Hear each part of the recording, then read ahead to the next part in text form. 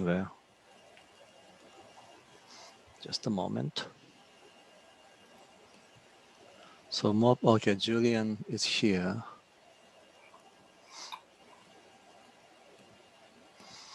He hasn't tested.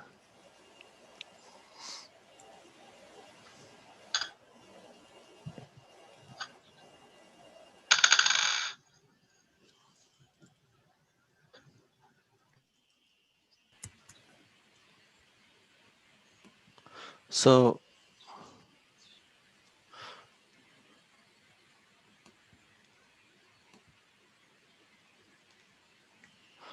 I just wrote the YouTube link. We're streaming now. Okay. Could somebody just promote this YouTube link on Blackboard and Facebook? So we're starting. Okay, so thank you very much for coming to the selected combination presentations in the spring 2021. I'm Ryoya Terao. I was one of the 3 instructors to teach this course, and the other 2 are Professors Adam Wilson and Tony Giovanetti. And there were many, many technical advisors, and the whole department was involved as usual for this course. And thank you very much. And surprisingly, we had many great projects this semester. Although we have been in the midst of pandemic, I'm very, very proud of all the students. And so we are presenting, featuring eight presenters today, but there are some others who really should have been presenting too. So I just would like to congratulate everybody. And let's hear from our chair, Professor John McCullough. Hi, everyone. Hi, Ryoya. Thanks for inviting me in here. I just want to thank all of our students today for sharing their work. I know that all of your classmates will be really excited to see the work that you've been doing. It's been hard this semester. Normally we would, see each other in the hallways or in the labs or the shops and get to see this work as it was ongoing throughout the semester. So it's really nice to take the time and share that work now. And I know for, maybe the, people who aren't in culmination yet, people who might be taking culmination next year or the year after, will really benefit from being inspired from seeing what kind of projects you all have been able to put together. So thanks for contributing to the overall health and success of our department and your fellow students. And just congratulations to everyone on all the hard work you've done this year and this semester to make these projects a reality.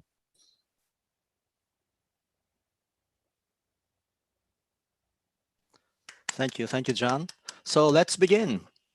So our first presenter, okay, this is a tradition. When we clap our hands, we should unmute ourselves and people can hear it. So the first presenter today is Julian, Mr. Frost. Hey, take it away. All right, howdy all. Let's start by getting the presenter here done. Share the screen. Yeah, good. Do we all see my screen? Yes, no, maybe so. Yeah. Awesome, cool.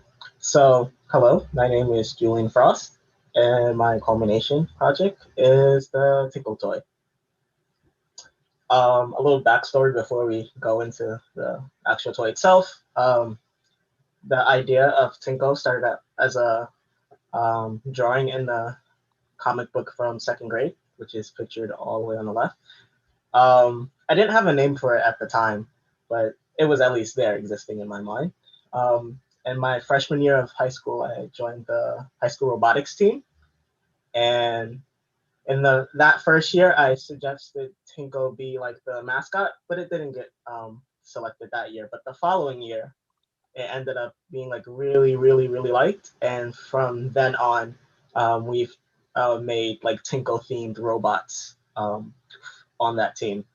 And you can see like someone's in the Tinkle costume. There's like the Tinkle logo. And then this robot right here has like Tinkle's eyes and teeth, which have become synonymous with the brand itself. And in that same time frame, I learned how to 3D print and developed the love for toy design, but I always had a love for toys. And I started out making like different iterations of Tinko where they're just smaller action figures with varying levels of posability with a 3D printer, which, yeah. And now that comes to like what my culmination project is now. Let's see. Boop. I had Tinko charging for a bit. I'm gonna stop sharing my screen. Does everyone see? Yeah. Yeah. So this is the Tinko toy. It's about a foot tall because that's a nice size for like to hold and like dangle. Fully posable. Chomping action. Nice legs. Waist moves too. Very satisfying. But the special feature with this toy begins when I turn it on. Has to get about 5 seconds to think. All right. And now when I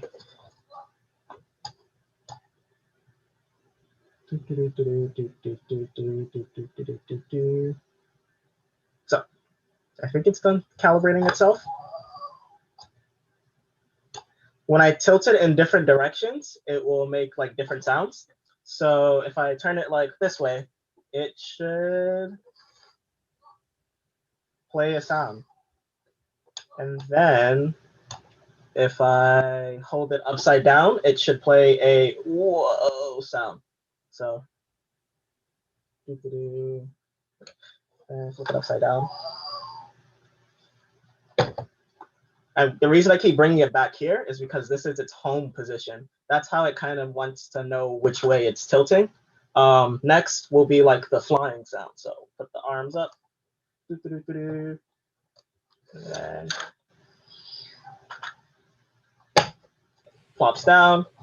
From Julian, time to time. sorry, Julian, not to interrupt, but I know it's a little bit weird, but you might want to face the back of the robot toward the camera or toward your laptop so we can hear the sound a little bit better when you do the movements. Okay, so this is like its on and off switch. I ripped it from another toy I had lying around. The top port is for charging and the bottom port is for sound, which allows you to actually upload your own sounds as long as it's mono. Let's see. So if I was doing this way, then this way, do we hear that a bit better? All right, and then sideways for flying. And then, like right now, it tends to get confused because I'll explain later. And I think that's all the sounds for now. And then Tinko can kind of just like, sit over there, possibly not make as much sounds. He's a bit nervous, and so am I, but that's cool. Let's see. Next. So for the goals of this project, I wanted it to be a toy that's aimed at ages 6 to 8. I and my personal life teach kids how to make robots over Zoom. So, and those kids tend to be from 6 to 8. So that's why I wanted to make the toy aimed at that range. I also wanted it to be under $100, so it would be fairly affordable. I have thought of options of selling it with the circuit and then selling it without the circuit to reduce the cost. And then I want it to be user customizable, which is why I have the slot for sound, so you can upload your own sounds. Do we see this slide with all this circuitry? This slide is supposed to demonstrate proof of concept. So whenever I make like almost any project, I also want to start out by making tests of different aspects of the project to make sure that it works or it's possible to continue pursuing. And in this video. Hey, Julian. Yes. Sorry to interrupt, but we're actually not seeing your slides. Not at all. Not yet. Whoop-de-doo. I forgot to share screen again. Do we see the slide? Yes, no, maybe so. Cool. So yeah, Yeah, now we see it. Back to our previously scheduled program. This is a proof of concept circuit. I just wanted to make sure that it was possible for me to make sound. And in this bottom part right here, that's a potentiometer that I have it set. So if I turn it to a certain position, this speaker would make a very faint one sound. These are just a test sound I loaded in.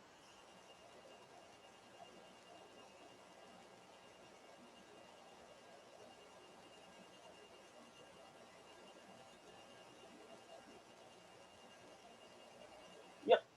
So now that that was out of the way, I just need to make a way to make the circuit smaller, but also incorporate more features to it.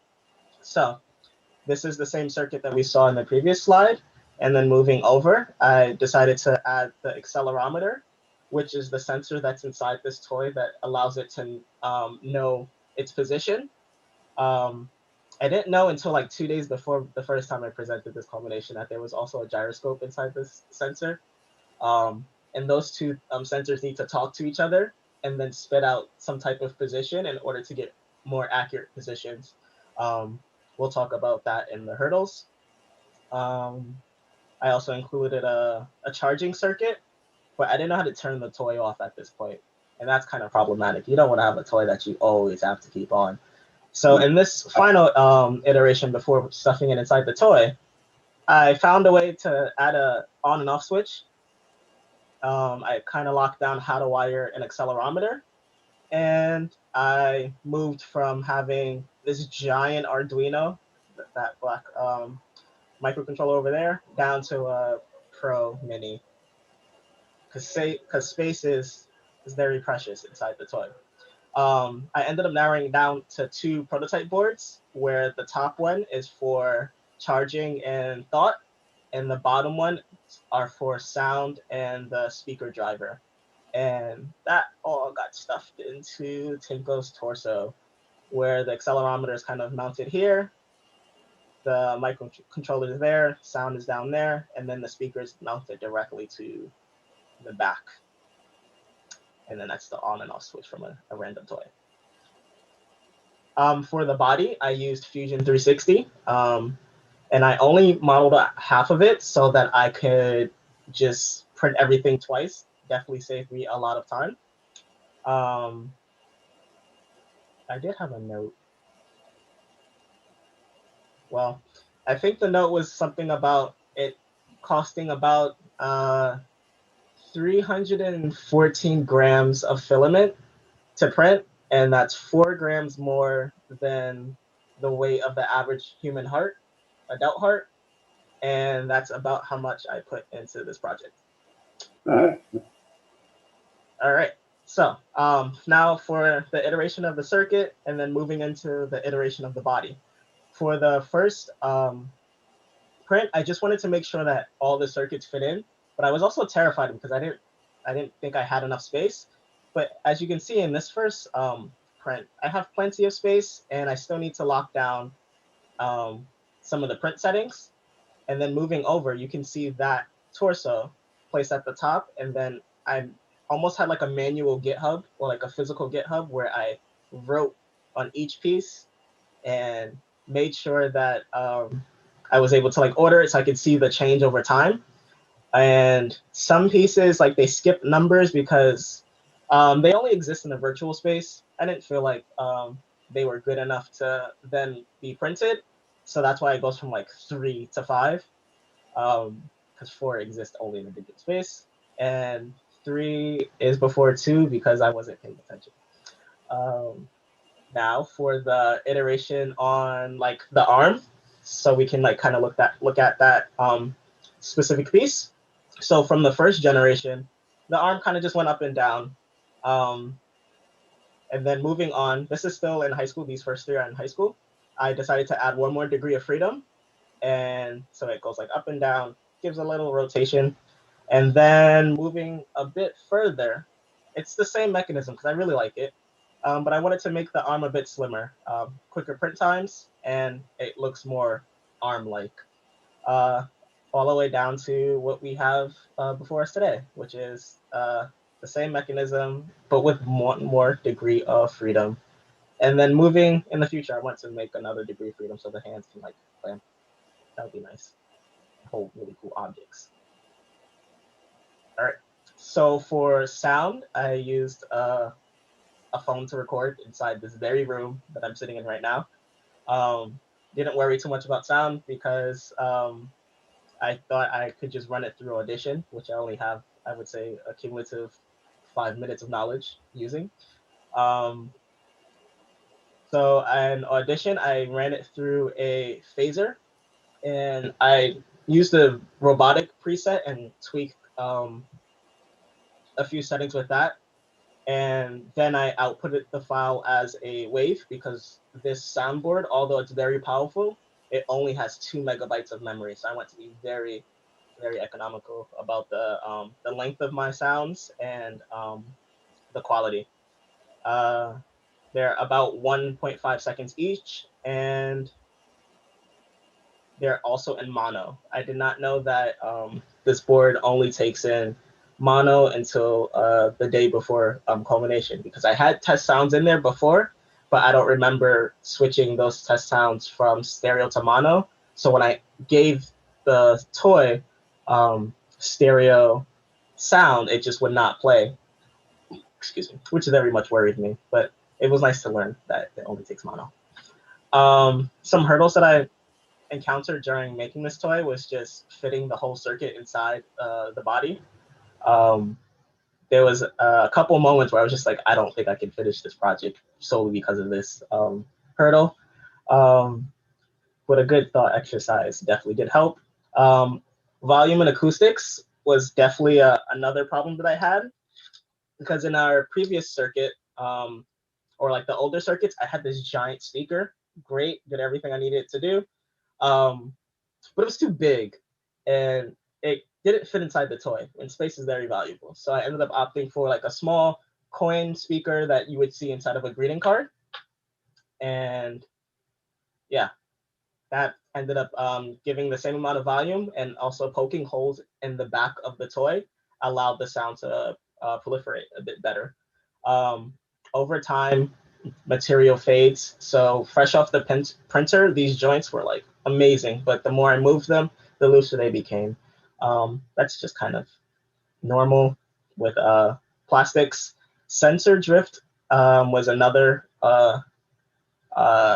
hurdle that I encountered, because I think you kind of observed it today, where the robot, if I turn it one way and then go back and then try to go to the next position, sometimes it doesn't really know where home is. And that's why I needed to take full advantage of the gyroscope and accelerometer, which I plan to do in future iterations of this toy. Power management, because the speaker draws just a lot of power at times to cause the robot or the circuit to flicker, which is not good. This is another video of a test before like I kind of finished. It still has the test sounds. I only have one hand to record, so it's kind of hard to turn on the robot.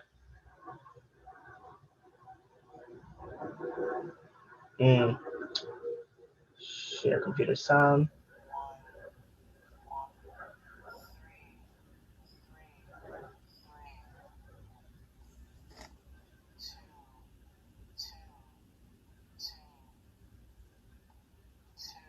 See, it's still saying 2, even though I moved it to home, struggling to know where home is.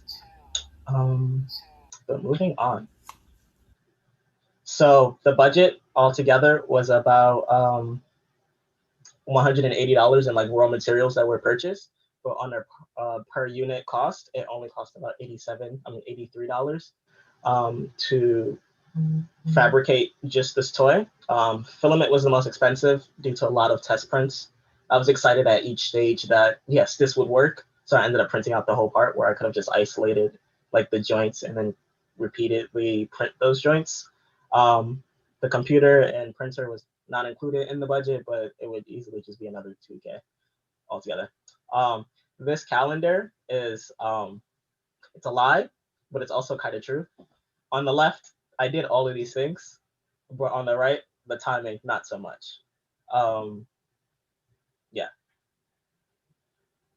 From this project, I learned how to use prototyping boards, which I was initially terrified of because I didn't know how to make connections on them. I was so used to using a breadboard that using a prototyping board was like a new horizon. And an accelerometer was also really intimidating to use because it takes in so much information that you then have to process. So that was just fun to like sift through.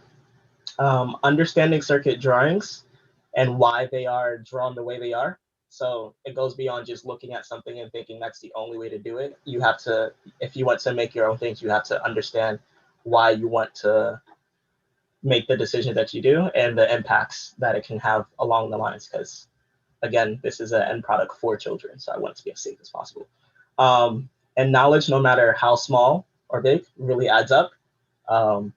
And that just goes to say there are just these really small idiosyncratic like machinations that you have to go through, things you have to remember, such as like the mono audio or keeping the print bed hot during a print really adds up. For future plans, I want to continue lowering the cost of production by opting for like injection molding or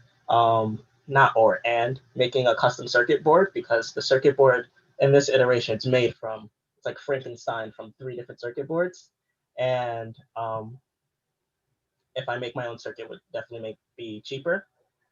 Take advantage of the full advantage of the sensor, so that I can get more accurate readings, get funding and mentorship, because you never stop learning, and it's good to have funding to continue making this robot. And an amplitude follower suggested by Professor Adam Wilson, because it'll be cool to have the robot talk and then also have its jaw move as it's talking. I think that's like super awesome. And of course, again, injection molding. And I think with that, kind of done. I think I went over time by 3 minutes. I'm sorry. But I would like to thank everyone who has contributed to helping me get to the stage, even with the Tinkle toy, from the very beginning. And I hope to become like someone who can help other people, because that's how you kind of make progress.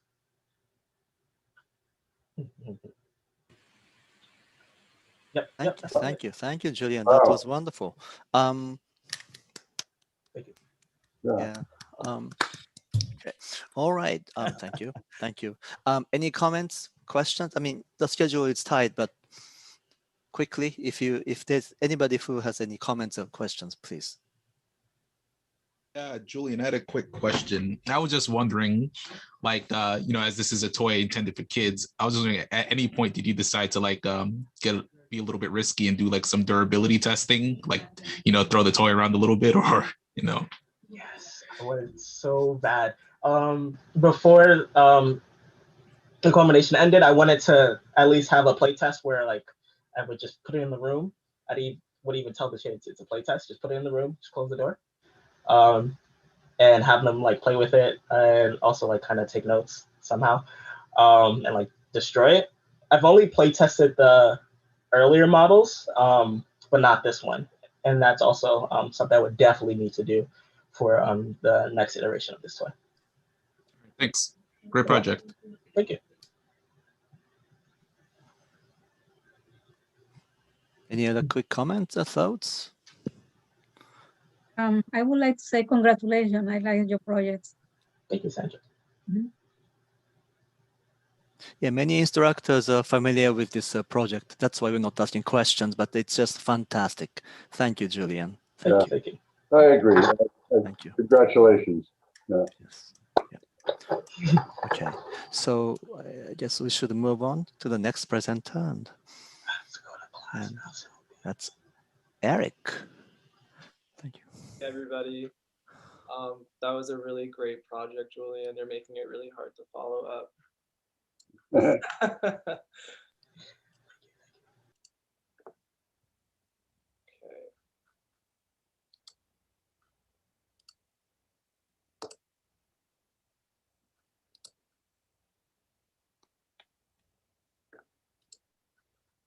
We have a whiteboard. 1 second.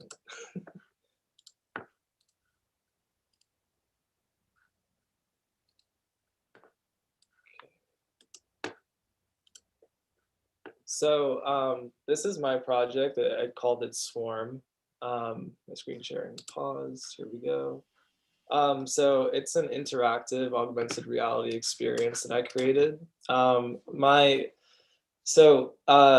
my time at City Tech, I took a few programming and coding classes, and I always enjoyed that. So when I found out about physical computing, it kind of opened up this new world for me. And I found out that I can create like these interactive and immersive experiences where people interact with computers, and there's all this code and instructions, and it creates this output. So my inspiration for my project are these things called video mirrors. Here's 2 examples right here. So for my project specifically, I decided to program an interactive bee swarm. So in the active state, when there's a person in the frame, the bees are programmed to actually follow a person around. And then in the inactive state, the bees just swarm separately as usual, just doing their thing. So my materials and methods, I use the P5.js JavaScript library. I also use PoseNet to help me like estimate where the person is and all the points on their body. I also use the Getting Started with P5.js textbook, and I watched a lot of YouTube tutorials, especially from the coding train. So my budget, super cheap project, $50. This is my calendar. So this is kind of how I started my project. So first, I created a class for a circle. And so this is my rudimentary definition of what a class is. So it's a block of code written by a programmer, and it creates an object. So within the code, you can define like what the object looks like, color, size, where it is, and methods. So like, how does it act? So here's an example of some classes that I did. You can see up here, I have to kind of declare all the circles in this iteration. And then so over here is the class. So this is like where they start out. This controls movement, and this controls what they look like. So here's a video of what that looks like. So once I started that, you see 3 circles moving around. They're yellow.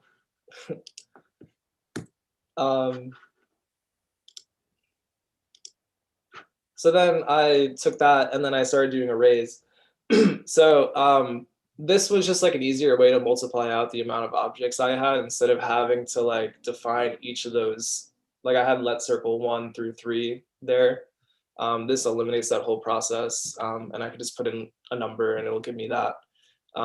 So an array is a data structure that's made up of a bunch of elements. So you can kind of think of it as like a list. Yeah.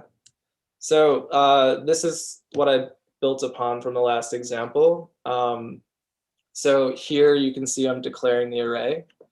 And then over here, when it says I is less than 25, that's me saying I want 25 circles. So I can change that number to like anything I want. And the computer will make that. And then it just fills in the array for me until it gets to 25. And so this is what that resulted in. So now I have 25 circles, again, yellow, they're moving around.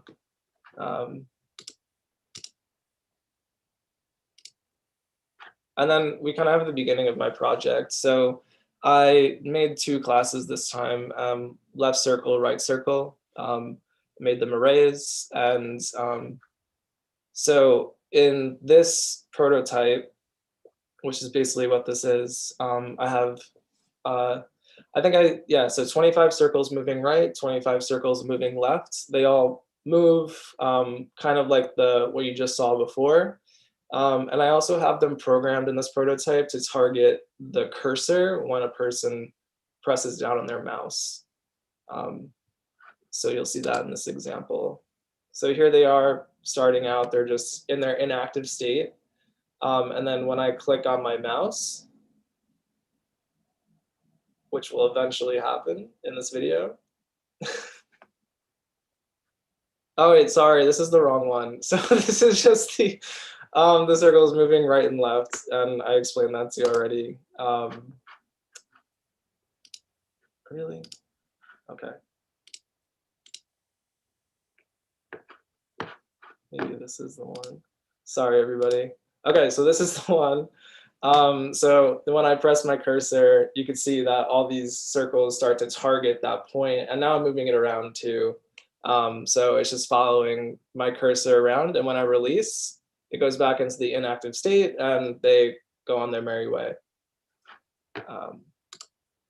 So this is PoseNet. This is what I use to, so from there, I wanted to apply this to real life and make an augmented reality experience. So I use PoseNet, and it's what you see right here.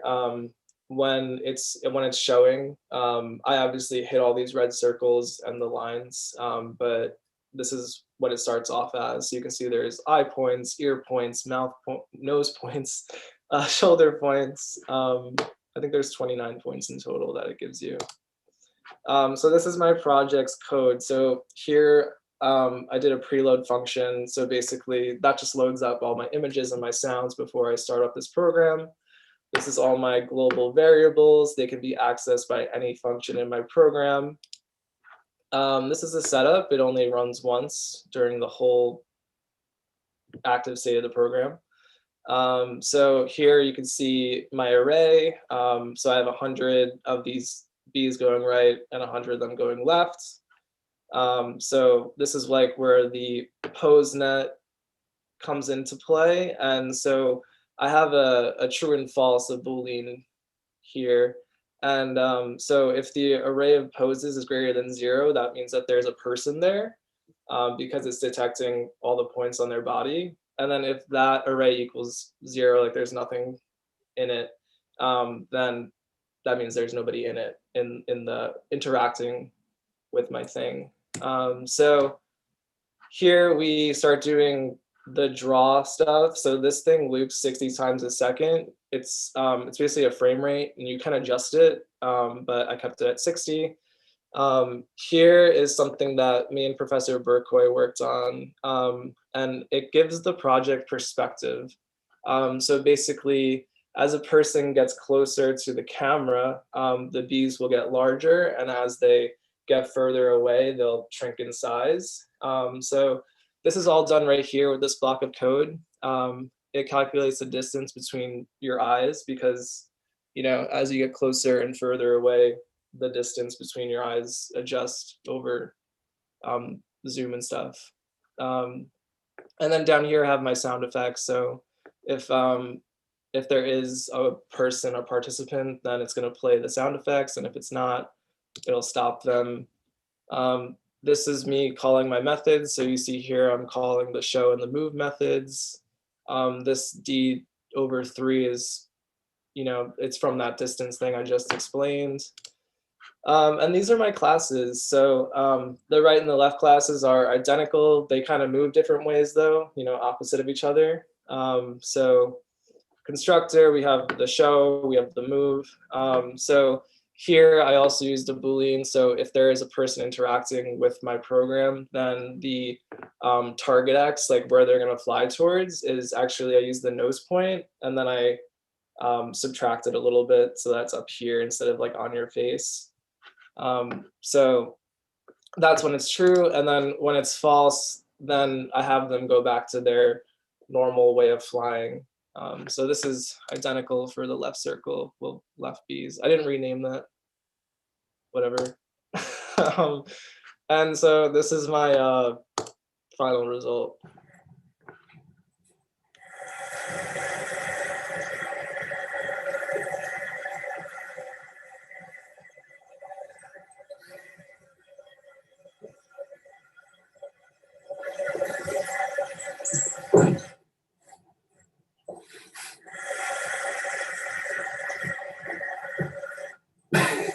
Okay.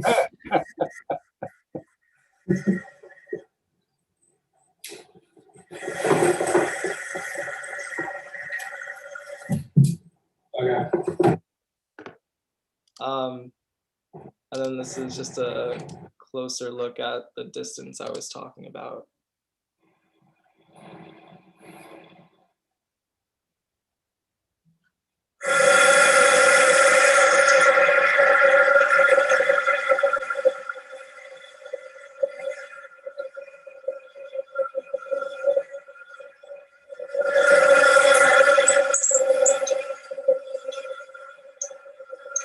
Sorry about that video quality. OBS did not do that well.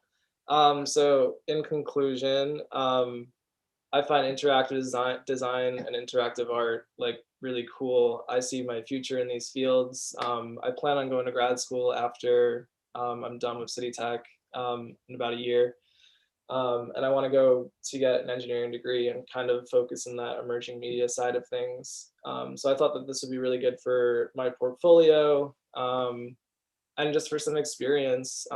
And, you know, I could see this project or projects like these in like public spaces, like a subway station, a mall or a park, for just like the general public to interact with. And it's also really cool that you can make this like temporary art that happens with, you know, a crowd of people or just a single person interacting with your program. And it's just a really cool and innovative way to make space around us more beautiful and interesting.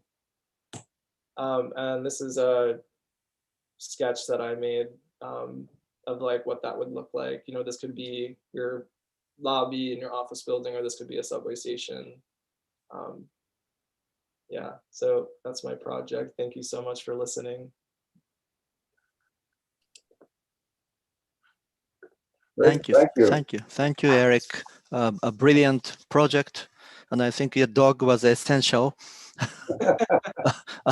Okay, let's any comments or questions to Eric?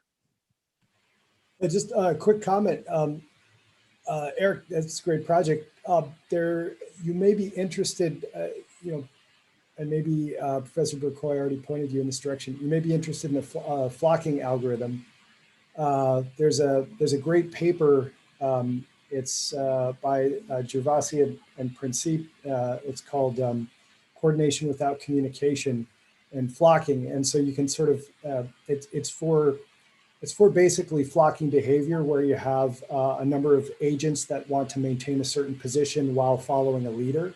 But in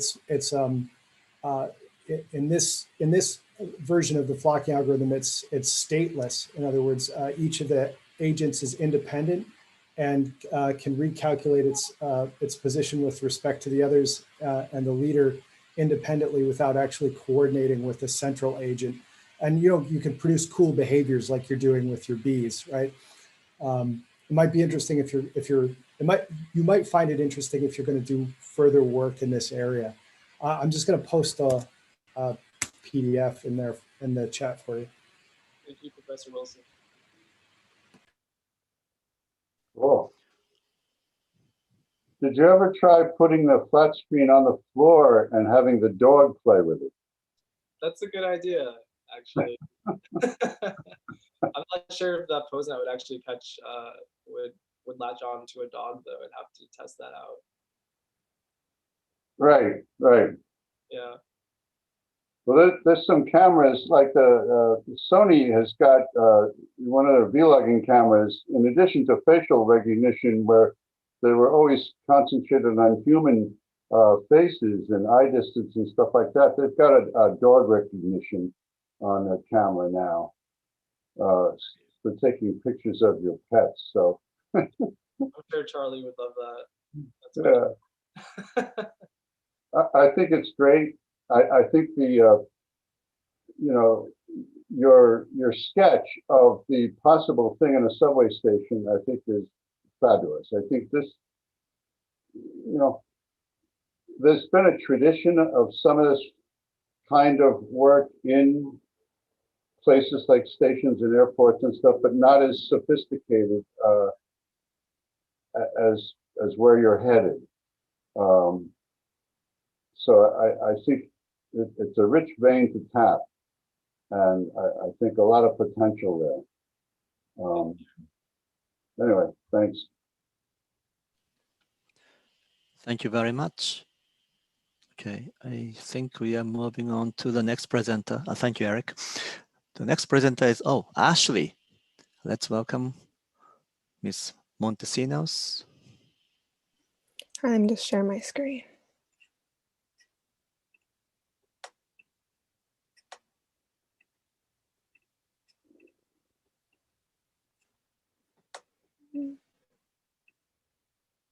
Okay, oh, oops.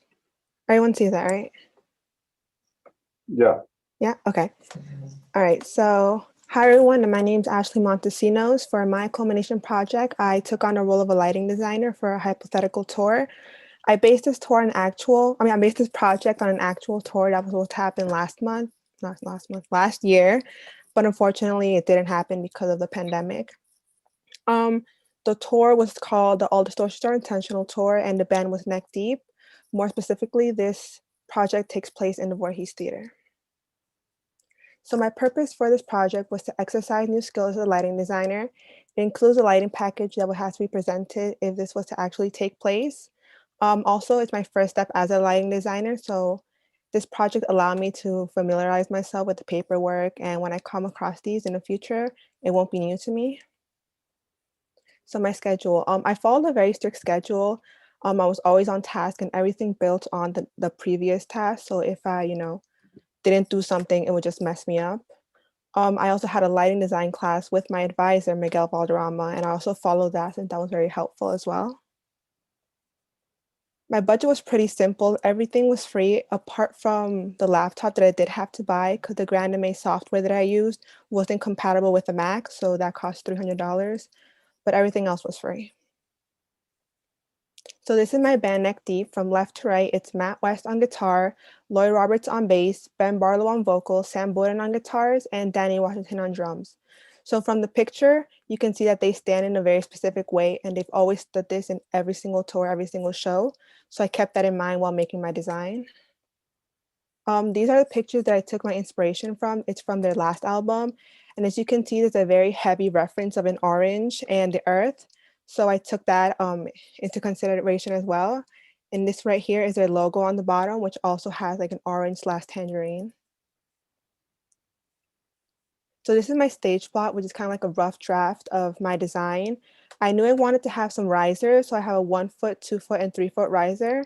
There's also some spheres on the sides, which I wanted to represent either the earth or the orange. Those would be 12 foot off the ground. I have a backdrop and some scenery pieces. I also have some sound elements because I knew there was going to be some sound equipment, and I wanted to hide that, just a little bit. Also, the way they're standing, I positioned them the same way they usually stand. Those are my lighting systems. I have 8 in total. There's more on the other slide, but I have 4 source 419 degrees. It's front light for my drummer, 4 source 419 degrees front light for my other performers. I have ground uplight 4 Mac Vipers. I have down here 8 Vivid R's. They're used to light up my psych, and they're on the ground. Here I have 2 Clay Packy Sharpie wash, 4 Mac Viper wash, and 3 Mac Viper profiles. They're used for backlight, and they're on my upstage truss. Here I have 4 Clay Packy Sharpie wash, 3 Clay Packy Sharpie wash, no, not wash, 4 Clay Packy Sharpies and 3 Clay Packy Sharpie wash. This is it, and they're used for backlight. Here you can't really tell all that well, but I have 2 truss towers. They're used for sidelight, and I have 2 Clay Packy Sharpies and 1 Clay Packy Sharpie wash. Here on the ground, I have 16 in total Mac Axiom hybrids, 8 on each side, and they're used to light up the sphere or the scenery pieces. These are the fixtures. I'm not going to go through all of them, but the ones that I used the most were the Clay Packy Sharpies, and I just liked it because it had a very laser-like beam, and some Mac Viper profiles. I chose that because it was vibrant colors, smooth fades, and a quick blackout. So this is my lighting plot. It's a bird's eye view of what the Voorhees Theater looks like with my design. I have 12 positions in total. Upstage truss, which is back here. The truss towers, which is on their side, the mid-stage truss, catwalk 1 and catwalk 2. There is also, if you've been in the Voorhees Theater, catwalk 3, but I just didn't use it for my design because I didn't think it was necessary. Have an upstage ground, the cyc, and the stage left ground and the circular truss, which are over here. Oops. This is my section view, so you can see the levels of my platforms here. It's 1 foot, 2 foot, and 3 foot, like I mentioned. You also see the trim heights of my catwalk and the angles of my source 4, which is 35 degrees for my drummer and 41 degrees for my performers. Oops. So this is my instrument schedule and channel hookup. I only added 2 pages, but in total there are 10 pages, but I just thought it would be a lot to go over them. My instrument schedule, I organized them by their position. And like I mentioned, there's 12 different positions. My channel hookup, they're organized by their channel. There's 58 different channels in total, 1 for each fixture. And they're based on, I based the channels off their fixture and their position. So these are my renders, kind of like my final draft of my design in Voorhees. So as you can see, I did add the orange elements for the risers, the 1 foot and 3 foot risers. I also have the spheres. They're in the color orange, and I wanted to make a gobo like when it's actually playing on stage to symbolize the earth. And the pictures in the back from the background and the 2 string pieces up here in front, those were pictures that were actually used on their album. I just kind of went into Photoshop, took them apart, and just put them back together just in a way that I thought would fit. The views are from house right, house left, and first row or so. These are my magic sheets. So this is the most artistic piece of paperwork that I created. They're useful for bringing up channels when you're either focusing or programming. They were really helpful when I was cueing my song. So just for example, if I wanted to bring up my side light, the middle one, I could just see it's right here, it's channel 1201, and I wouldn't have to go all the way over and check what channel it would be. So apart from all the paperwork, I also cued a certain song from them in Grand MA for PC, and it's just kind of my cue list. I have 16 cues in total. I have the time for the cues, the color palette of the cues, the description, and the music notes. So the music notes just is like, for example, for Q2, that starting cue would start when the bridge starts. So everything is very lined up. So this is my video. Before I show this, I do want to mention that in my previous presentation, the video, I got feedback that my video didn't look as well as it did in my, like when I saw it on my computer. So I did add some screenshots here. It's only 2, but I do have more screenshots on my Open Lab. I want to see that. But I'm just gonna play a little bit of my video. Can you guys hear that? Yeah. Okay. Don't get too close, that place is haunted. Fear not the ghost. She said they're running. She's sleeping beneath the surface.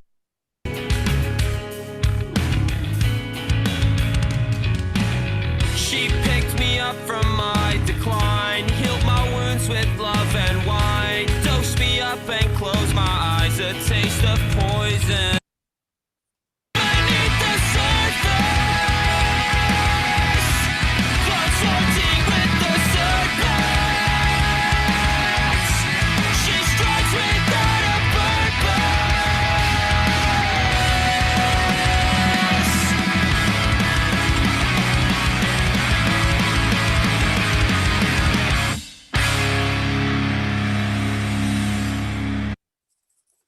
So I know it was really short, but if anyone wants to see it again, it is on my Open Lab. Some difficulty that I had, oops. So the Grand MA, I had a lot of difficulty in the beginning storing my cues. I honestly could not figure out what was wrong with it. But fortunately, I emailed John Robinson, and he has a lot of experience and a lot of knowledge on it. So he was able to quickly help me out. Vectorworks, I didn't use Vectorworks since my first semester here, my intro to lighting class. And that was like, what, 3 years ago? So I didn't really know much, but Miguel Valderrama, my advisor, he was also very knowledgeable and he helped me every step of the way. Also, my achievements, Grand MA, I can now navigate the software and see my lights in 380. So I know I'm going to use this software just when I'm bored or when I want to do something, just grab a song, put it in Grand MA, just make a little lighting show out of it. On Vectorworks, I can now use it to efficiently draft. I know how to use it, and it's just very helpful in general. Also, this semester, I took 7 classes and had a job. So I'm proud of myself that I was able to finish this project. Special thanks to my advisor, like I mentioned, Miguel Valderrama and John Robinson for helping me out. And that's it. Thank you. Wonderful. Thank you, Ashley. Thank you. Thank you. Great. Any comments, questions? Just, excuse me, I'm just eating popcorn, sorry. Yeah. While I was watching your presentation, I just Googled around and found the lighting designer for this band is on LinkedIn. So I would suggest take your presentation and connect with him on LinkedIn and send it to him. You never know, maybe, and I don't think he's gonna like hire anybody, but you know, maybe when they come to town, you can go talk to them, stand at the console, whatever, and tweet it like at the band and stuff as sort of like fan art. You know, but reach out because I think it's a lot of really good work. And I don't think anybody, I know when I was a student, you're always very like shy about that. Like, but people know that you're a student, you're just graduating, not expecting to see some really polished thing that would take somebody 20 years to do. But I would take, you got really solid work and, you know, try to leverage that into a connection with this band. You obviously like them too. So, right. So, but yeah, the guy's name, I'll put it in the chat, but it's Nathaniel Beckett. He's a lighting designer, and he's actually a graduate of Full Sail, which is a for-profit, you know, school, but very similar to us. So yeah, I think you'd have something in common with them anyway. Yeah, I'm actually seeing them, well, hopefully in December. So I'll be sure to do that. But yeah, reach out. I mean, the guy's on LinkedIn. Reach out. It's actually, he's connected with Scott Parker, who does our stage lighting Super Saturday we didn't do this year. So I mean, he's apparently an accessible person. Just send him the work and, you know, say, hey, I'm a fan of this band. I really like this stuff. You know, maybe when you're in town, we could meet and say hello or something. And you never know. Okay, I'll definitely do that. Thank you. Oh, it's a great recommendation. Any other comments? Yeah, I would second what John said. I think that's great. I think the work is terrific. I think it's absolutely terrific. I mean, you know, as you might know, this is what I do, lighting design stuff. So, you know, you weren't in any of my classes, but, you know, I kind of wish you were, but it's terrific. Thank you.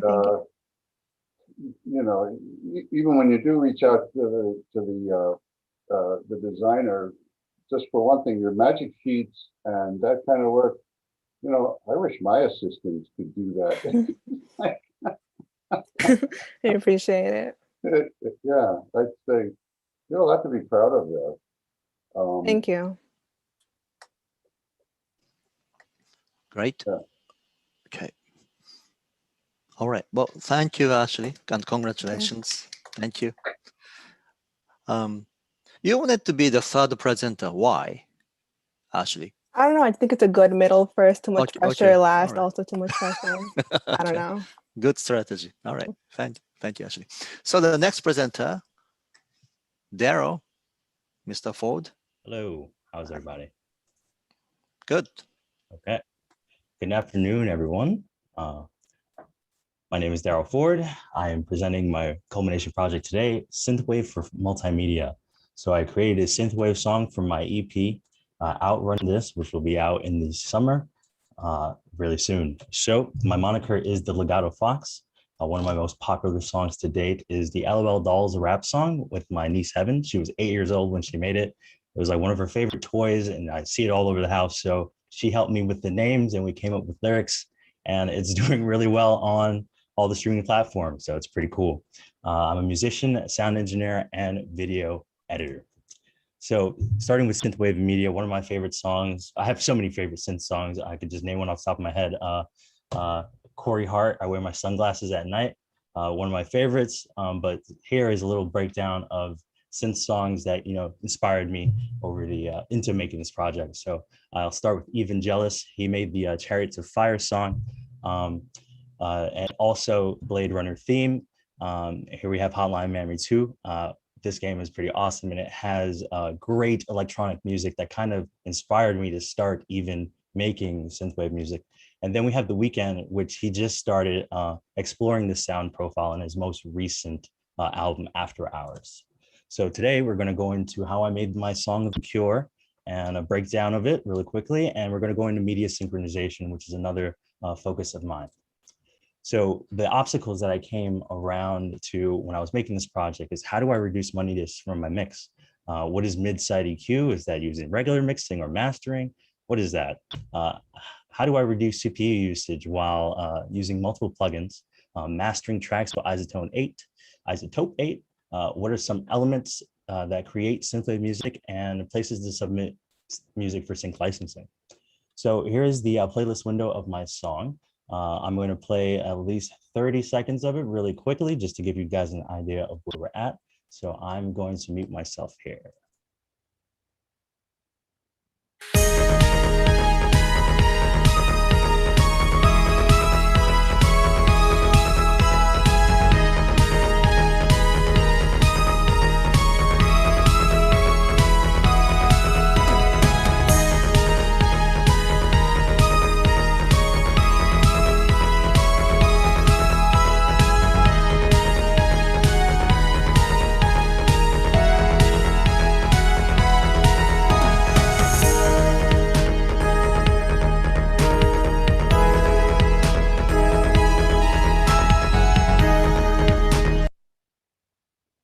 And yes, that's my track, The Cure, which is out now right here on YouTube or on every streaming platform available.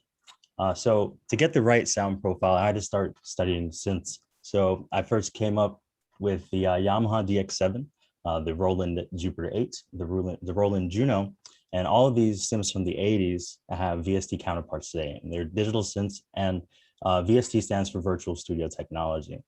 So moving on to how I started to build the track, I started with the drums. They're all drums from an acoustic kit. I gated the reverb and sidechained the bass. We'll get more into that in a few. I used a hat, an open hat, a cymbal, a reverse cymbal for the transitions in the track, and a clap and 3 toms. So for the bass line, I used Nexus 2, just a simple bass line, nothing too crazy. Main melody synth, I used a Prophet 5, which is like a super popular synth. I found that a company named Arturia makes the same synth as a VST, so I purchased that. And then we have the chords and the chord progression using this synth that is probably one of my favorites, UHE Diva. And this is what the synth sounds like by itself.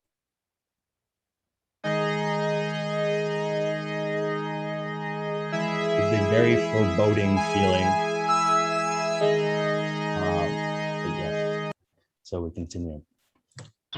So this brings me to my first question here is how can I reduce CPU usage while making music? So as I'm making music, I'm stacking a lot of VSTs on top of one another, and they're triggering MIDI data. So as I start to load more plugins, you can see up here, if you see this 92 and this bar up here, my CPU usage is going off the charts, and it's slowing down my my DAW, my digital audio workstation. So in order to alleviate for this or fix this, we take the MIDI and we bounce it to a WAV file that, and in FL Studio, we use a sound recorder, and it's called Edison. So we just load the MIDI track, route the MIDI track to the Edison, and then we just record it as a WAV file, put the WAV file in the playlist, boom, there you go. There's no more CPU usage being used by that MIDI track. So you can clear up all of that processing power for something else. So here comes from mixing for clarity. So it all begins with understanding the equalization frequency range and understanding that it's divided into 3 categories: bass, mid-range, and high end. And on the bottom here, we have frequencies correlating those 3 frequencies. But going back to those 3 frequencies, we have a spectrum from deep bass all the way to high end. So we can take that knowledge and then go here to our graph on the left, which is a shaping and colorizing EQ. And it's called that because I'm bringing out these frequencies in this area here from 600K to all the way up to, I want to be 10, right? So I'm accentuating those frequencies. I'm bringing those out. And on the right here, I'm using a corrective EQ. So these are sounds that maybe I don't like how it's harsh in this area here. So I'm taking out those sounds. Basically, I'm correcting the sound to make it sound like how I want. So when we're mixing for clarity, we want to EQ out or bring up frequencies that we want to hear in specific instruments. We use separation in the mix, panning. We balance the audio levels to make sure we're leaving headroom, and side chaining also adds clarity to the mix, and watching out for air fatigue. So sidechain compression. So sidechain is when you use one output of a sound and route it to another channel to activate the threshold on the compressor. So this video here, we're going to play without sound just for a quick second because I don't think you can hear this, but you can see that every time the bass is hitting, it's ducking something, right? So I have an example here of it sounding very exaggerated. So you're going to hear the bass come down every time the kick comes in. It almost sounds like it's pumping. So I wouldn't leave it like this for the song, but I did this for just for an example. So I'll play it just a little longer.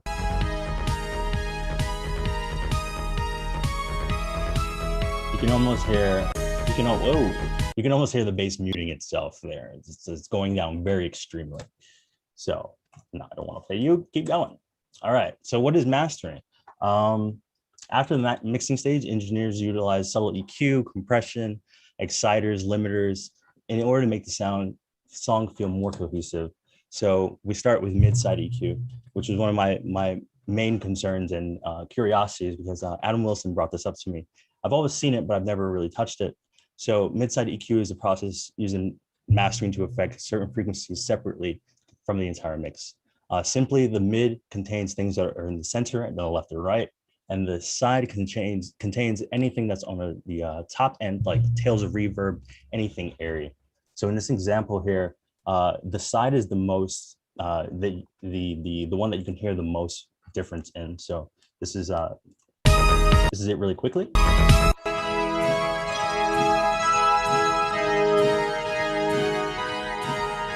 So as we can hear, the side of the sound, it's very top heavy, and we can use the equalization to affect those frequencies. So moving on to the ozone imager really quickly, we can mute this. So we can use those same bands that we were using and looking at for the equalization scale to spread out our stereo field. So we have the same bands that we were talking about before, and they correlate in the same exact way. So here we can see we have sound coming to the center, left, and the right. And that is that. So we're gonna continue. This thing does not want to work for me right now. Come on, yes. All right, so finally, Isotope Ozone 8 Master Assistant. So it's just a tool that I found that helps you with your mastering mix. So you load the loudest part of the sound, and then it analyzes your track and then puts in what it thinks it needs. So here, this is the mastering signal chain. So you can put any of these plugins in as you see fit. So yeah, there's vintage EQ, tape, exciter, everything. This is what I use to help me master my track. So it's just as a jumping off point. All right. So my song Outrun This, well, my album Outrun This and the song The Cure is out now everywhere. Please do check me out at The Legato Fox, all one word, on every streaming platform available. And really quickly, we'll go into sync licensing. It's also known as music synchronization, is when a company or entity licenses your piece of music for use in their media. So here we have taxi.com, which is one of my favorites. Here's an example of a listing. So they're looking for a modern synth pop instrumental, and you pitch your track to these guys and they see if it fits. If it fits, you're getting a deal from a company and you guys work it out. One of my favorite things about Taxi is it has a great community and a great forum. Unfortunately, it's $295 a year. I wait for the 3-year deal for that same price, usually on holidays. And you have to pay to submit the music, $5 per song, which is not my favorite thing ever, but it works. So we also have BroadJam, which is another sync licensing platform that is a little bit cheaper, but both of these websites have tons of competition. So if you're submitting music, it has to be very top notch. But yes, So finally, I took a sound for multimedia class with Professor D'Agostino, and this is one of my videos that I worked on. I created the soundtrack, and I added an atmosphere for the music. Yeah, I'll just play a couple seconds of this.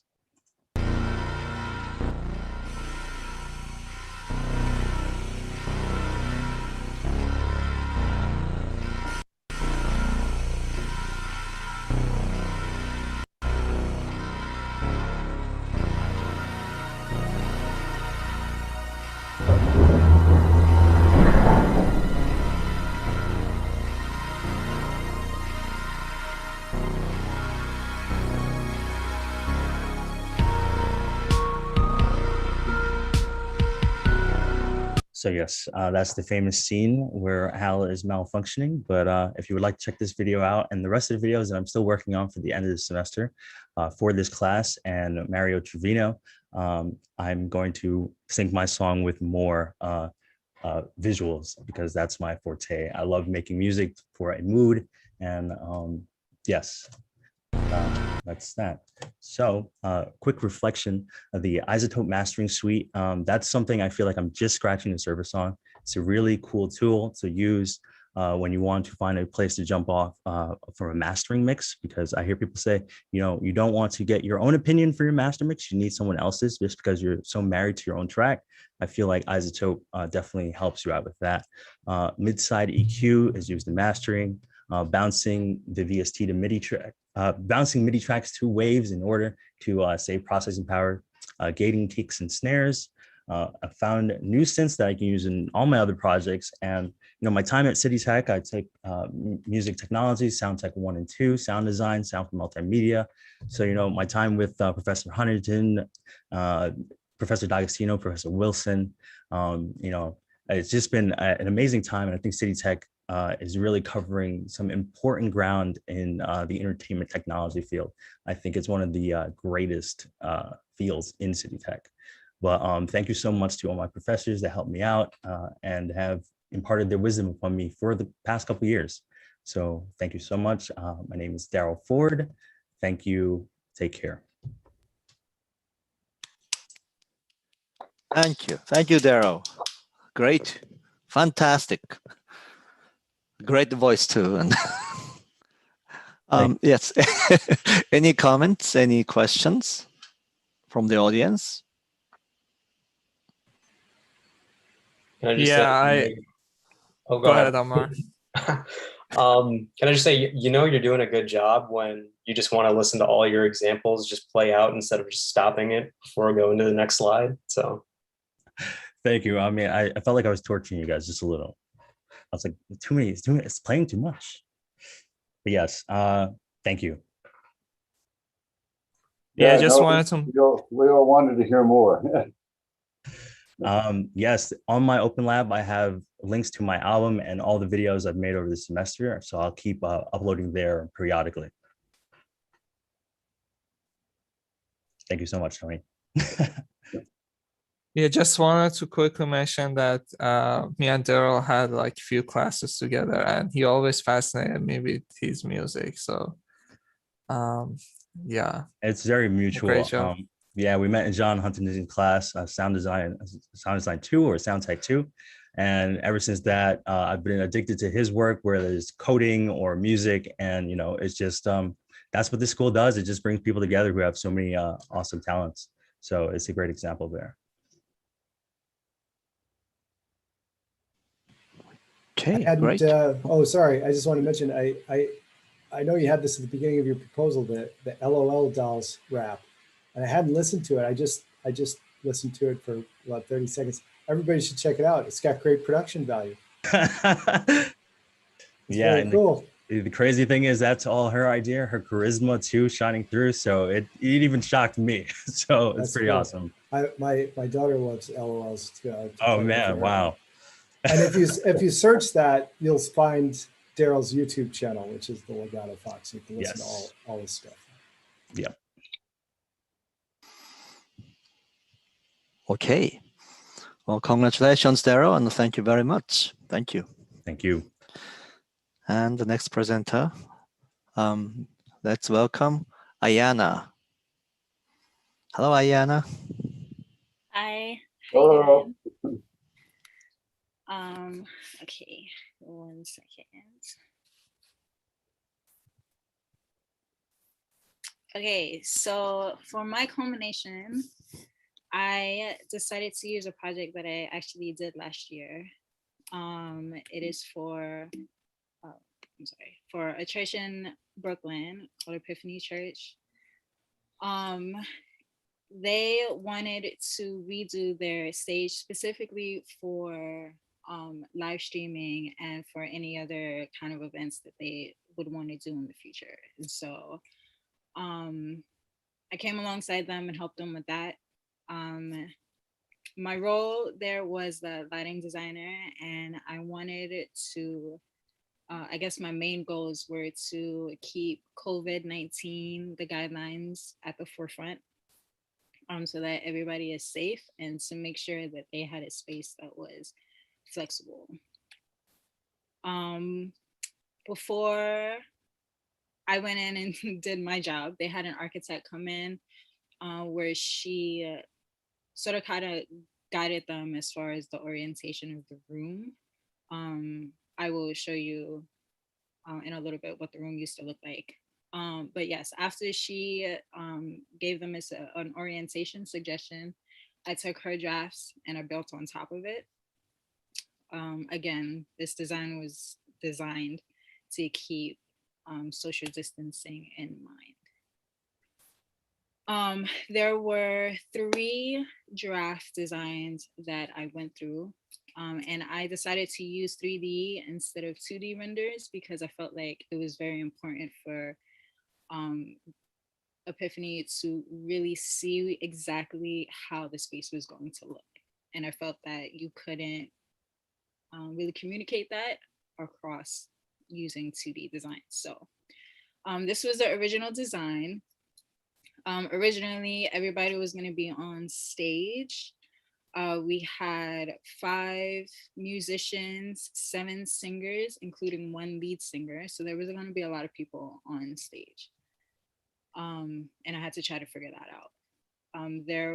We decided to use 6 flat screen TVs that we were going to mount to the wall. Yes, there is that.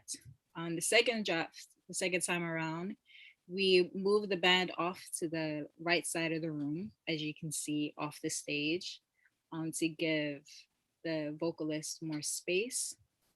We brought the TVs closer together, sort of to make it look like a one big LED screen without having to use an LED screen.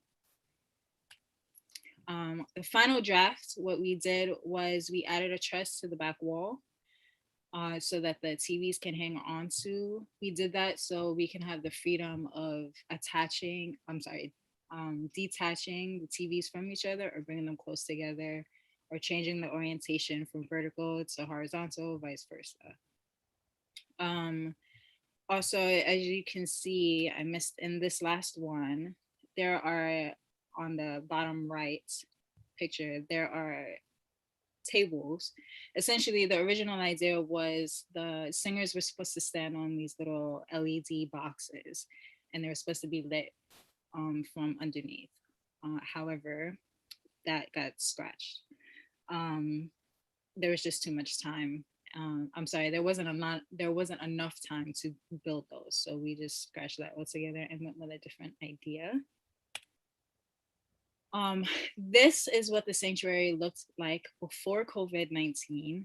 As you can see, it was oriented in the round with this, there was a little like makeshift stage that was set in the middle of the room that the pastor stood on top of and kind of spoke from there. Days 1 and 2. So the first 2 days were very challenging for us. We essentially we used this day to focus on painting the walls. As you can see, the back wall here on the first picture. That was originally the wood wall that you can see in this picture, in this set of photos. In the second picture, we painted the band side of the wall black. And then we installed pipes. This is where our struggle came in. We used 5 10-foot pipes threaded on both sides, and then we had flanges. And so originally the idea was the pipes were supposed to go flush with in the ceiling cove, as you can see. They fit on one side, but they didn't fit on the other side. And so on the last picture, you could probably see if you look really closely, all on the right side, we had to cut through the ceiling in order to fit the pipe. And so how we did that, we just applied 2x4, 2 sets of 2x4 behind the wall, and then screwed those in and secured it as best as we could.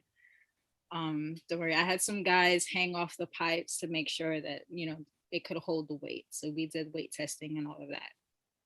But yes, that was the first 2 days. Day 3 was dedicated to hanging lights, focusing, and adding some light scenery. There were already 6 Fresnel lights that were on the premises. I just added 16 more lights. I added Chevette's Lampard 64. And the reason why I went with these lights was because I didn't want them to pay for like a whole lot of money for fixtures that wouldn't give them the flexibility that they wanted. Another concern was if they were to move into another building, they wanted to be able to take the equipment with them. So I went with the cheaper lighting to give them a little bit more freedom. So with that being said, because I use these lights, I decided to use them as lighting the area or lighting the room instead of lighting specific people. On the last photo to the right, you can see I added infinity mirrors. I built those extremely last minute. They're in a last minute edition.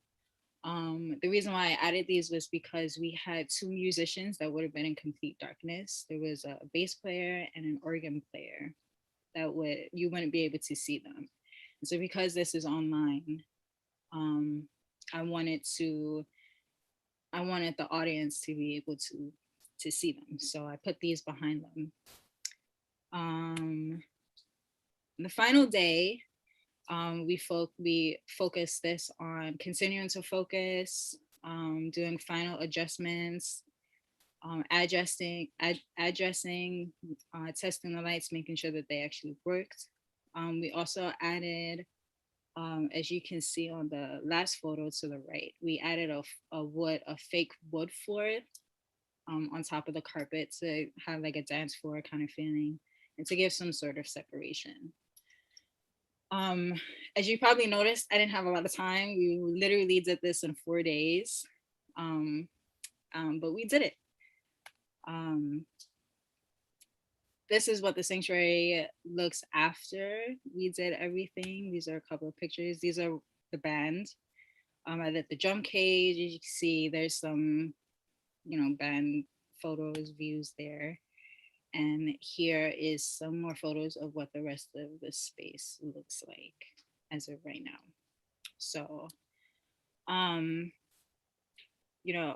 sorry. So deliverables, I did the magic sheets here. I specifically made these magic sheets dummy proof because even though I'm essentially the only person there right now, I decided I wanted to think ahead and think about the person coming after me and try to make it, so that they understand as much as they could without having to ask a whole lot of questions. Is my instrument schedule. I broke them down by pipes or systems and what their purpose was. I also did a channel hookup for them as well. So that's is that I think my, I guess in conclusion, I'm actually really proud of this. It was my first project ever done. And like I said, we didn't have a lot of time. We only had 4 days. And so to be able to produce a product in 4 days as good as we did, I'm really proud of. I'm proud of everything. I'm proud of the people that were behind me that did it, and yeah. So that's it. Thank you. Thank you. Thank you, Ayana. It was wonderful. You did it. Thank you. Okay. Any comments, questions? How do you, Oh, go ahead. Sorry. I was gonna ask, how do you make an infinity mirror? Like, what goes into that? Oh, I just took 1x4 and made a square, like screwed the pieces together, and then I just took LED tape and kind of like layered them on top of each other.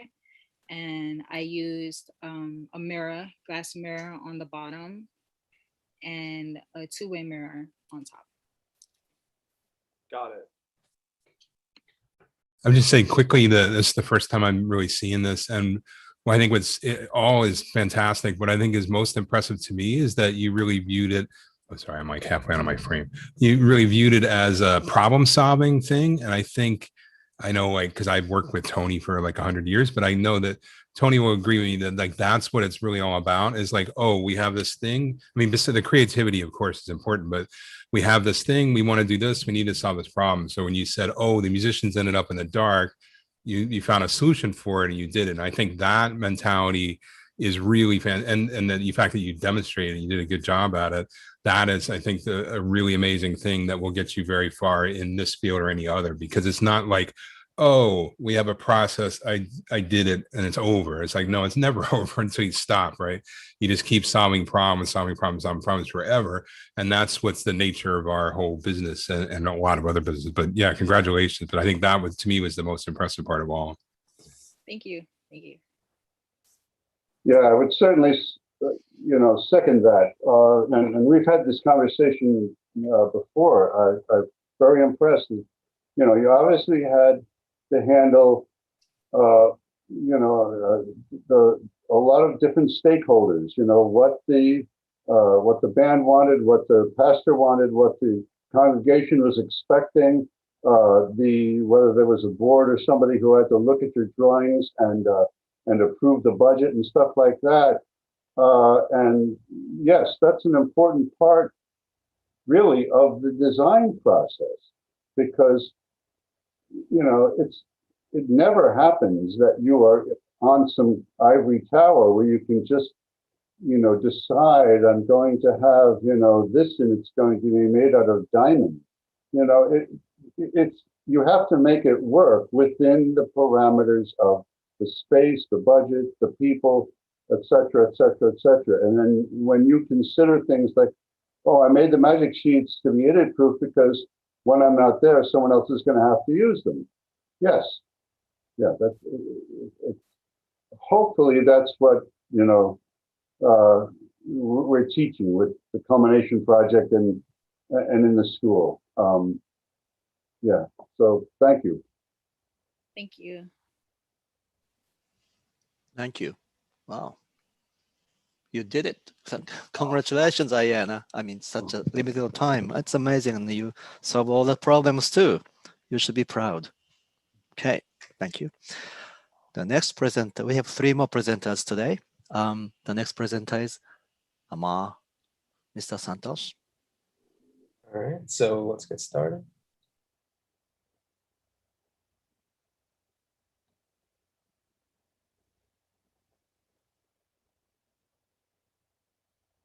You guys can all see my screen correct? It's just gray. Yes, but I believe that little box is in the way here on the right side. That's the Zoom controls. Right now, we're still seeing a black screen. So, all right, great. So I want to start this presentation by asking everyone a question. What if in the near future, Amazon became the only place where you could buy anything? So this was a question that I explored in my film Fetch. and this was a film that I worked on during lockdown. My name is Amar Santos, and my 2 tracks are video and sound. So let's get into it. So on this project, I worked as the director, the producer, the writer, the storyboard artist, the cinematographer, the editor, the sound designer, and the Foley artist. So in order to do these jobs, I had to focus my energies equally on the pre-production, production, and post-production process. So let's get into it. First thing I worked on for this project was, in pre-production. The first thing I designed for this project was the script. Initially, I wrote it in January 2020, but after lockdown began in March 2020, I significantly changed the script so that it could still be shot during lockdown. So changes to the script included making the scenes work so that we could shoot while adhering to social distancing. The dialogue was minimized so that we could, prevent as much contact with each other as possible. Also, it was so that the film could have an emphasis on visual storytelling. So after working on the script, we moved on to storyboarding. Now, this is something that's really simple, but it helps you out in a big way later on. So storyboarding is something that I learned way back in Intro to Video with Professor Burkoy 4 years ago. It's basically where you draw out every single shot of your film so that you can visualize your script before you even start shooting anything. Like I said, it helps you out a lot in the long run because when you're shooting your film, you know exactly what kind of shots that you want to make and you know exactly how to shoot them and how it's all organized. Afterwards, we moved on to casting. So when I was writing the script for this film, I had Hannah Mariani in mind the entire time because I wanted her to be the star of my film. She's a professional actress and she plans on working in Broadway someday. So, she's as professional as I can get. For the second character, Linus, we cast Nick Malios as him. We originally had another actor playing this character, but he unfortunately had to drop out. So this actually helped us out way more in the long run because we didn't realize how good of an actor Nick ended up being. So, it was great for him. And for our third small role, we had Brevia Bobby as the Perseus employee. So she was excited and she just really wanted to be involved. So a small role was given to her. Moving on, this was my film's budget. The budget was just over $4,000, but with a few extra estimates, it came out to about $5,000. The main things that I wanted to focus on when spending money was buying the camera, the lens, and the right stabilizer, because this was going to be a film that I would have to be working on exclusively by myself as the crew member. So everything had to be done in a way where I could work on it myself. So this is the calendar. It covers everything in production and post-production. So this entire period after I had submitted all my materials from before went for 6 months, from December to May. So let's move on to production. So the production went from December to January. Principal photography began in the beginning of December, but unfortunately we had to take a 2-week hiatus for quarantine after one of the actors contracted COVID and dropped out afterwards. So we were delayed by 3 weeks in order to do recasting. And we pushed all of our shoots to January and still managed to finish the entire film before one of our main actresses, Hannah, became unavailable. So on-set details. So these were things that we had to keep in mind while we were shooting the film. If you've been working at all in the past year, this is pretty standard fare where you're wearing masks, trying to stay socially distanced, and using hand sanitizing gel and wipes whenever possible. All the equipment and props were sanitized before and after each shoot to just maximize preventing the spread of the disease. When it came to shooting, this was the rig that I designed for myself. It consists of the camera, the prime lens, the light attached on top, and the stabilizer on the bottom. So for every single shoot, the camera and rig was pre-balanced so that nothing had to be adjusted on set. The prime lens was picked so that we could shoot in low light without any problems and it could still pick up everything. And the light was attached onto the top so that I could adjust any like lighting and color, white balancing issues like on the fly, because everything was like within my two hands. So after everything was shot, we moved on to post-production. So in post-production, we moved in 3 phases. This is something that like I've adapted from like working in Avid in the advanced video editing class with Professor Trino, even though I did edit this film in Premiere. Like it's the same principle. We shot the assembly cut where everything is in chronological order. We move on to the rough cut where the footage is edited for timing and rhythm and the editing style of the film is established. And we keep on working until we get our way to the fine cut where the footage is edited for story flow with sound effects, color correction, and sound design. So something that I really like figured out how to do for this film in particular was color correction.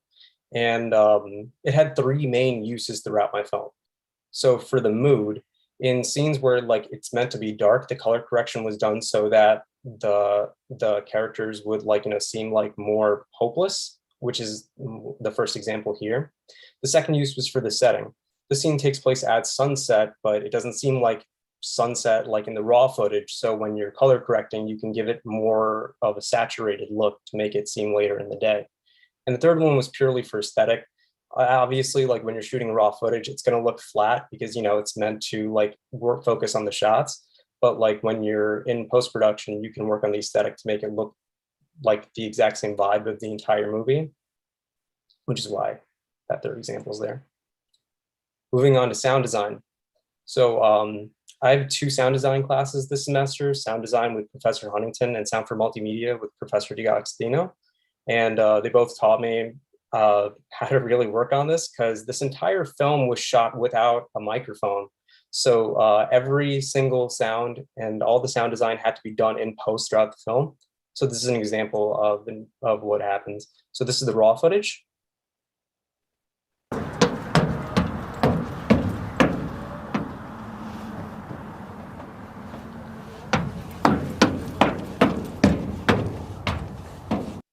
So in the back, you can hear people like still running around on the track over there.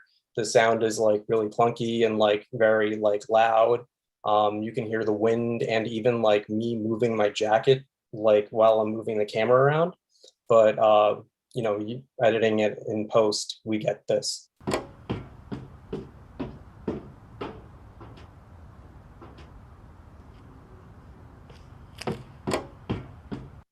So something that you might have noticed is that those footsteps are not the same. So that brings me to my next thing, which is,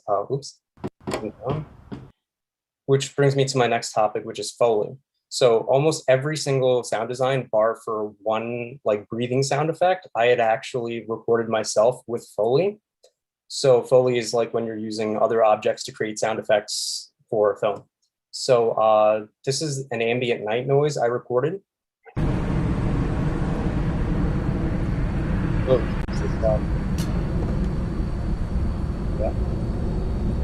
That was an ambient night noise I recorded out in my neighborhood. This is the sound of me hitting a shovel with a pipe. This is me taking a tree branch and hitting a cantaloupe with it. And this is me dropping an Amazon box. And the final result can be seen in just 1 second of this film, where all those noises put together create a person getting hit over the head and falling down. So obviously every single production has like its issues and problems. So one of the first issues was their COVID setback. Obviously we got set back for 3 weeks. And we had to recast the role of the actor who dropped out. So next time on a higher budget shoot, I'd probably like test more often in this kind of case, because on other shoots, like they usually test every single day. And obviously we're pretty low budget. So, we have to do what we have to do, but next time, test more, be more careful. Winter shooting. We shot this at night in January and December. So batteries deplete faster and the entire cast and crew is like super uncomfortable because it is below freezing out there. So next time I would honestly just shoot during the nighttime. It's summer.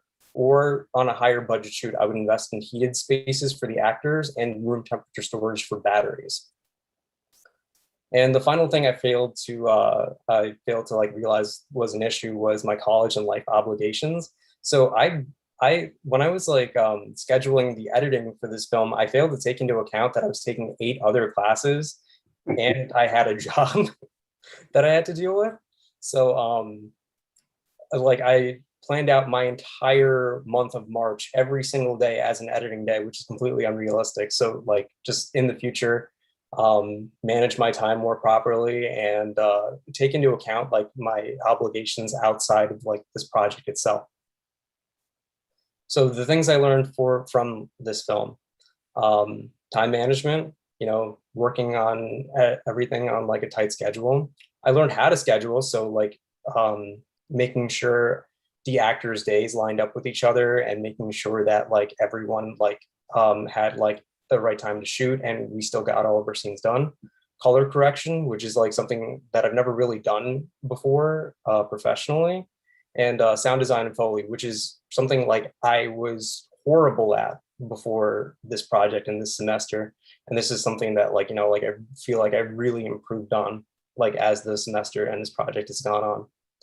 So conclusion, what the future holds. The final result of the film, you can find it on my Open Lab site. It's available right there on the front page. So all you have to do is click it and watch it. And after this project, in a year, I plan on applying to UCLA for their MFA in directing because I want to get my master's and, you know, hopefully like work in the industry. Yeah, and I hope this film really helps me out when it comes to my future endeavors. I just want to thank Professor Ryoya before I finished off because he mentored me this entire semester and for the entire past year while I was working on this project. So I really couldn't have done it without him. And that's the end of the project. Any questions? Well, first of all, congratulations. This is fantastic that I knew that you were talented as a writer, director, but you challenged yourself with new aspects of filmmaking, color correction, sound design, being a Foley artist. While you are taking 9 classes altogether, I have never heard anything like this before. Well, one of them was in the winter, so I couldn't really say that I was taking that class. Okay, so it doesn't count. All right, so 8 classes. But congratulations. Let's take some questions or comments. I want to say congratulations. I mean, your presentation was like a 10-minute course in filmmaking from A to Z. I mean, it's like, why do we have to go to school for a whole year when you could do it in 10 minutes? We learned it. And it was like, it was really, I thought, great. I mean, I learned stuff there. I mean, yeah, I've been doing this. It's like, very nice. Thank you. I appreciate it. Yeah. Your example of using Foley was amazing. That cantaloupe is good stuff. And putting it all together for us to see, you know, it just like, you know, it's kind of mind blowing. It's really good. Thank you. Yeah, I've seen your presentation before, but I didn't pay close enough attention to what you're doing with Foley. And I got, you know, the second time around, I was listening and watching, and it was really well done. Getting the ambient sounds from their actual natural sources too helps a lot, as opposed to trying to drop something into.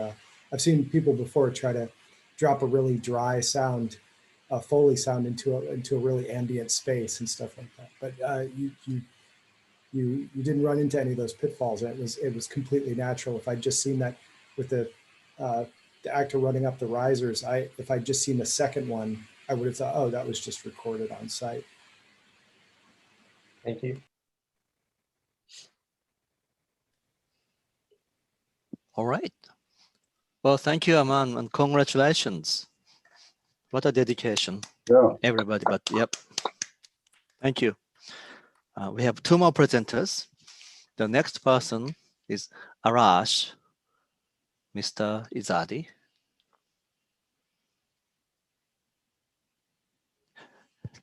if he's still here. He's there. I saw him 2 hours ago. Sorry.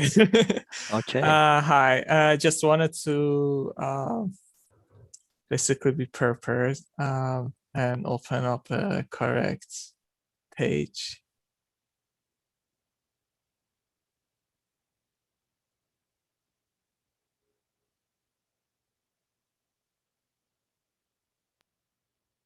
Oops, sorry. There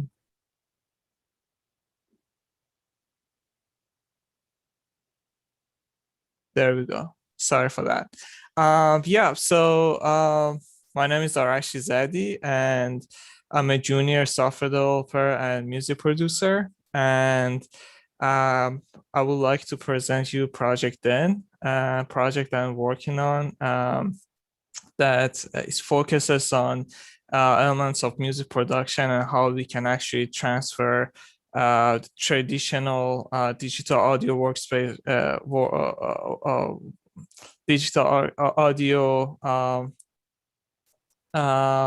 digital audio workstation. Thank you very much, there. No to actually bring it to online. And so basically, what I have done is that I've always thought about how I can basically bring like innovation to for music producers, because as a music producer, I always like to experience with a lot of different new things that is coming up. And actually, I saw a research recently that based on the producer's tools and DAWs, each producer has a different sound. And unfortunately, I was not able to find that specific link, but that's really obvious that the tools that like developers make, it's really correlated with what the sounding is at the end. And in my first speech, I had an extensive talk about how the technology affected the music overall. And I would like to skip that, but please, if you like to see the PowerPoint, you can go to my OpenLab ePortfolio page, which is in openlab.cutech.cuny.edu/arash. And here you can check basically the PowerPoint presentation.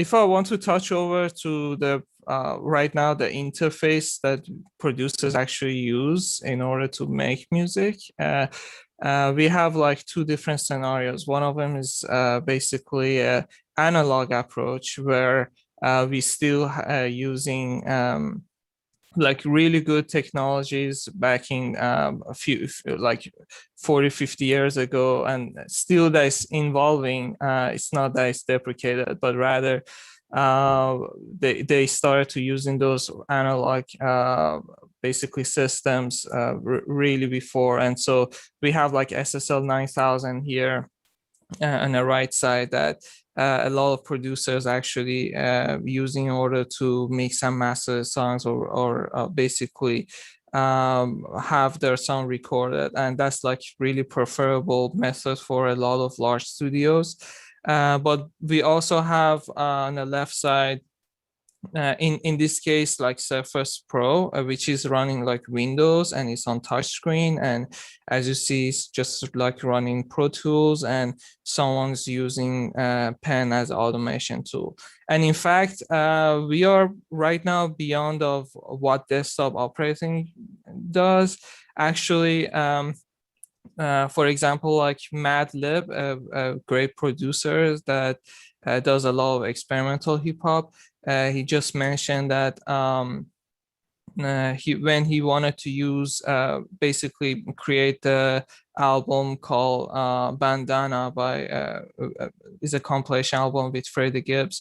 He specifically just used iPad. And that's like a part of the interview. Niggas be sleeping thinking they need all this gear.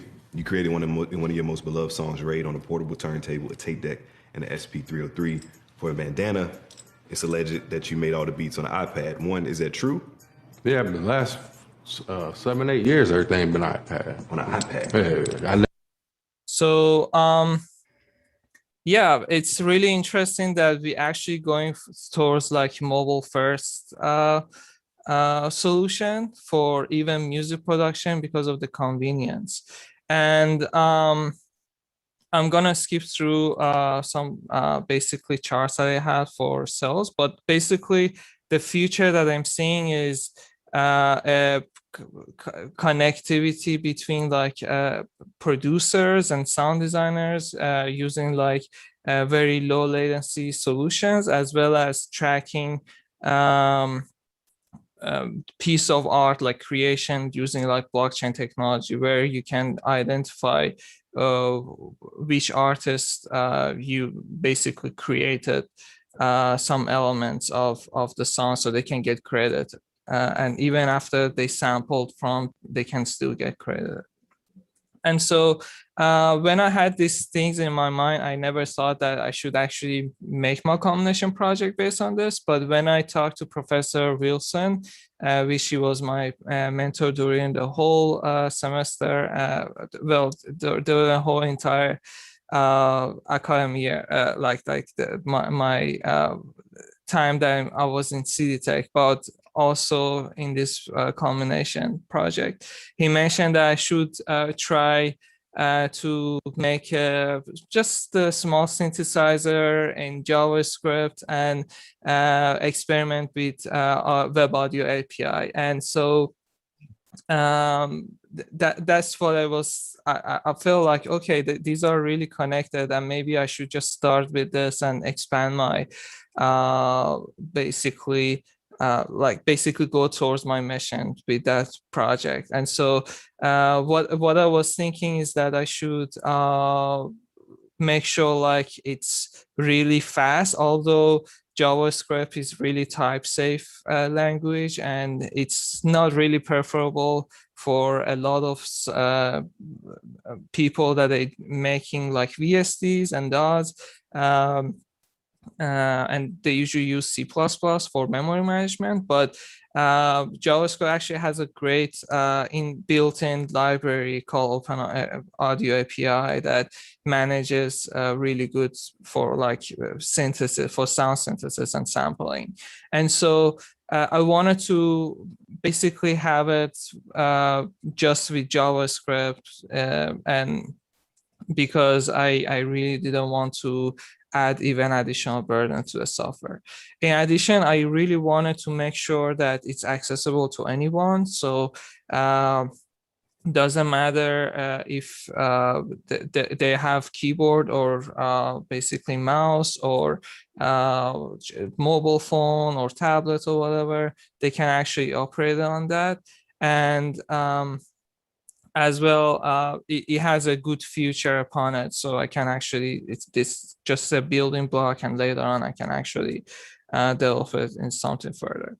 And so what I have here is basically the picture that I had for my first presentation, which was like a few days ago. And as you see, the statics are just black and white. And as I mentioned, it's great for accessibility. But I actually had just a really recent new update that I changed some of the graphical user interface. So if you actually go over to my website, which is my first name, last name, orashizade.com, you see all my other projects that I was in, either in CTech or I did a site, and I actually gonna update it very more often. Later, I have different projects coming up. For example, analog synth that I made. But here you're able to see the source code as well as launching the basically the project then. And what you see is like, I'm gonna actually minimize my zoom controls because I just realized it's blocked here, probably on the right side of the screen. But yeah, so as you see, I did a minor change. I made the graphic looks a little bit better.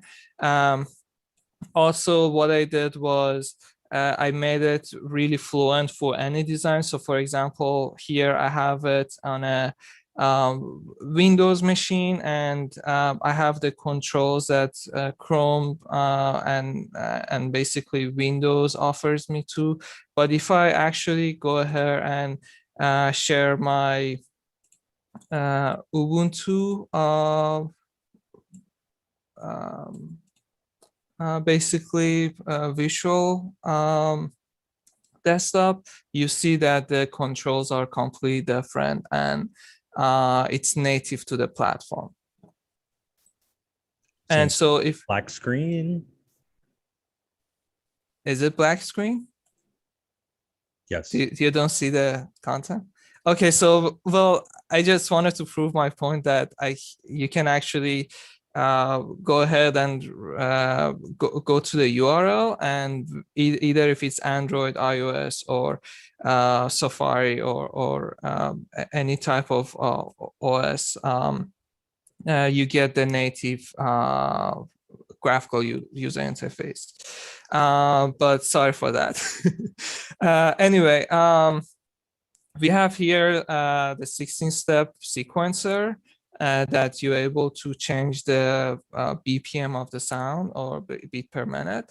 And what I have made is basically additive slash subtractive synthesis that is kind of non-traditional in a way, because what it is that it's basically additive synthesis. If you and I actually going over the like mods real quick, but if I have my chord scale more than 1, then it will be additive. But if it's less than 1, then it subtracts some of the frequencies in relation to poly and actually becomes subtractive.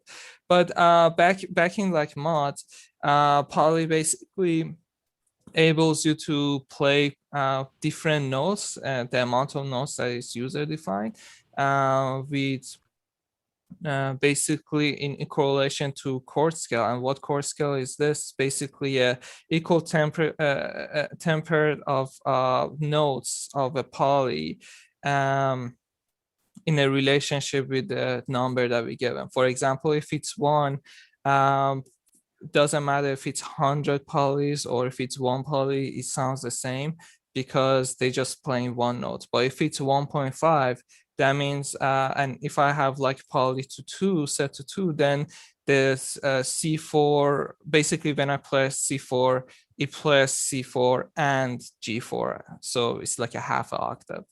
And so I'm gonna demonstrate some of the sounding here. But by the way, before I go through the demo, just want to mention that this is just like a prototype right now, and in really near updates, I'm going to make the synthesizer more modular, so you're able to add as much synth as you want, or as much sample or kick or snare or whatever that you want, and just basically add or subtract it to ear and sequencer. So please let me know if the sound is loud or low, and so I can actually adjust it. So here you're able to play with each note. So like I have kicks here, snare, hi-hat. Hi-hat is a sample, but the rest of them is synthesizers. And basically you're able to do that. One thing that for accessibility I can mention is that if you press tab here, you just go through highlights of whatever you want to go. So that's actually really a good accessible feature. You can also use shift tab in order to go back.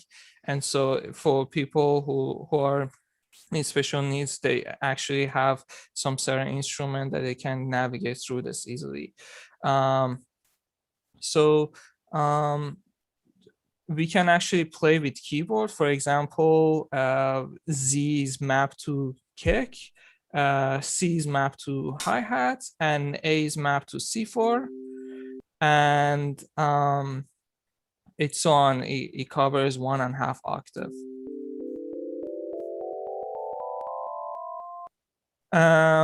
So, and the poly was 2, and that's why the sound was not pure, and it was a little bit weird, which is probably a good thing. And that was my intention. I wanted to have it to sound like stick to the Western scale, but at the same time be a little bit more experimental, so people like producers can find their own tunes. And so I'm gonna just demonstrate like 1 minute of the presentation, but please let me know if I'm going over the time because I didn't track my time.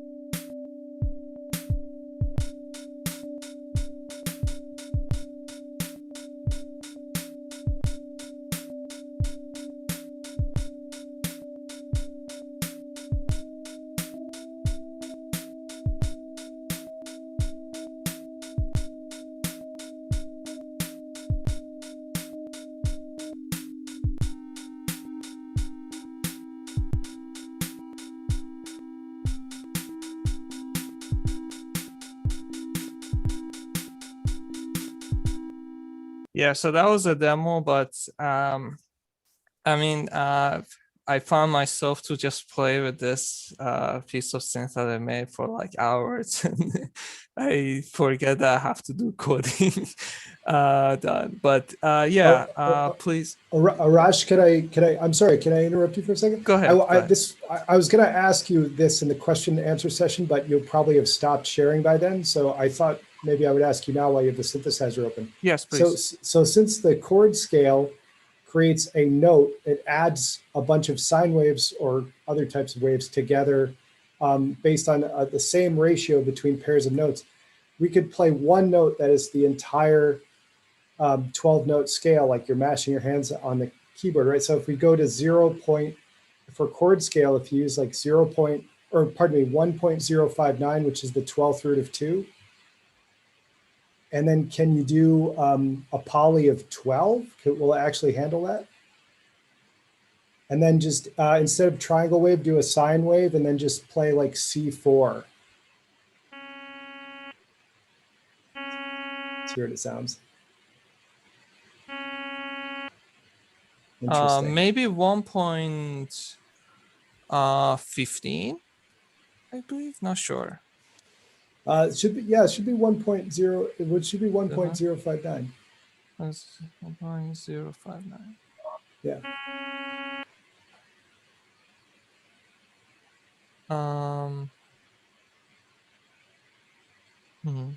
Anyway, I don't want to derail. I'm just curious.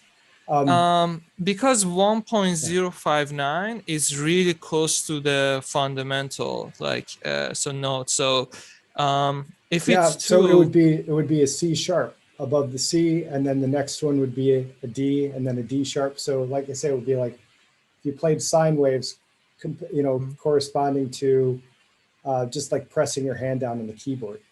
Which is this is what we talked about earlier, that the strength of your synthesizer is that it doesn't use harmonic series ratios for building the sounds. It uses equal tempered intervals for building the sounds, which is very, very strange and very interesting. It's very that's my whole point in asking you to do that. I don't want to take up any more time though. You should go on. No. Yeah, definitely. Actually, yeah, you mentioned a good point. You're able to actually do that, but I'm not sure how, like, I actually never tried it. I should do it. But if we divide 12 notes by 2, like it's not 6, so you don't divide it by 2, you take the 12th root of 2. 12 roots, yes. So okay, so that's why 0.59 comes from. Anyway, that's a good explantation. But yeah, that's all I have so far. But again, that's like in active development, and hopefully if I go to my JavaScript, yes, I see no error here. So the whole experiment that we did gave us 0 errors, but yeah, I'm constantly debugging this and see what's going on, and please go ahead and give it a try, and let me know if you have any feedbacks or any features that you would like to have. Again, if you go to my website, you will see it here, project then. Yeah, thank you very much for your attention. Thank you, Arash. Very, very impressive. I like your title. By the way, I'm really sorry. I just have to mention that I'm really thankful for all the faculties here.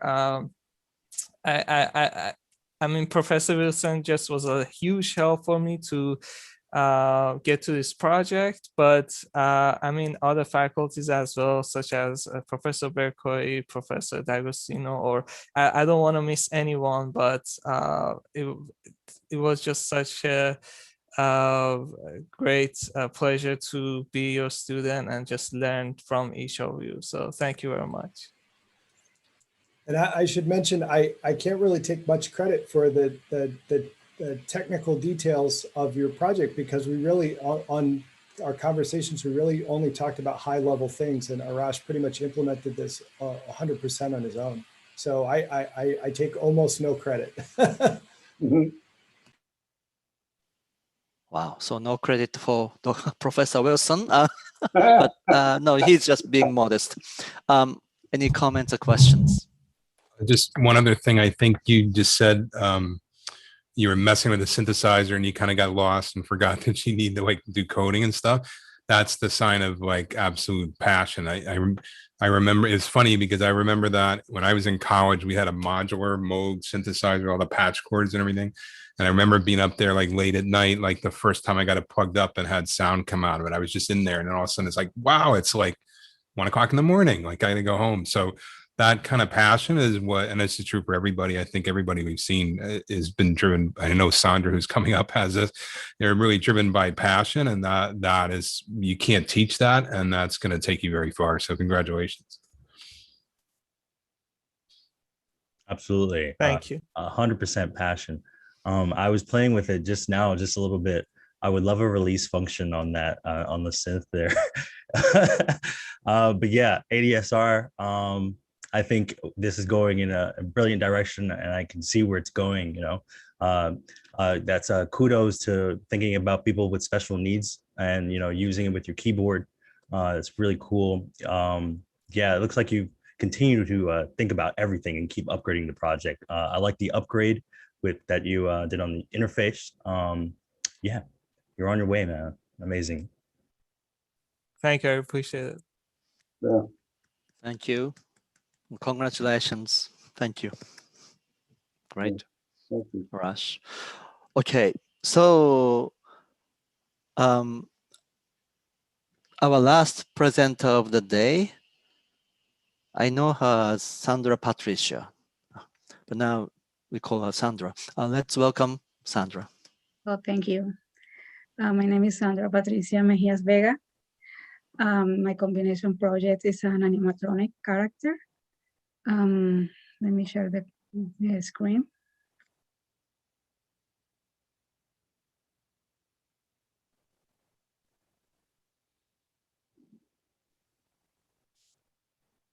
You can see now the screen? Yes. All right. Whoa! Hold up a minute. We never go out the door without putting on the full armor. You can hear the noise? of God. Armor? Huh? The enemy comes attacking, and we've got to be ready and prepared. Soldiers, are you ready? Ready! Attention! And ahead, we place the helmet of salvation, knowing we're saved today and every day. On our chest, the breastplate of righteousness, knowing we've got you inside us, Lord Jesus. Round our waist, the belt of truth, that we tell the truth all this day and have the truth in us. Our feet fitted with the readiness to spread the gospel of peace, the gospel of our Lord Jesus Christ. In one hand, we have a sword which is the word of God, and we thank you for your word, Lord. In the other hand, shield of faith, with which we can fight up all the flaming arrows of the evil one. And we're ready to pray in the Spirit on all occasions. We thank you, Lord. We praise you, and out into the day we go. In Jesus' name, all God's soldiers said, Amen. Okay, soldiers, let's march. Oh, left foot first. Put your left foot first. Come on. Put your left foot first. Put your left foot first. Oh, put your right foot next.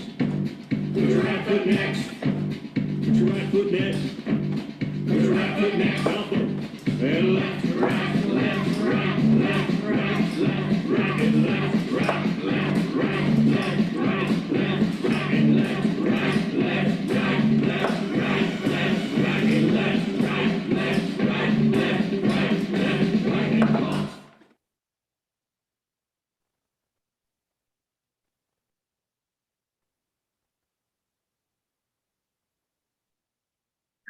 You are able to hear the noise, the sound? Yep. Yep, okay.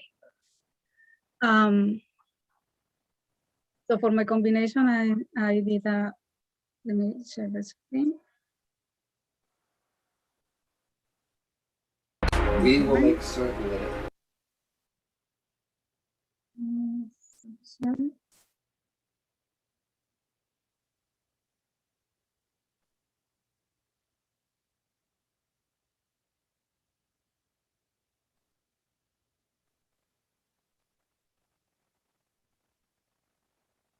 Where I'm trying to share again the screen.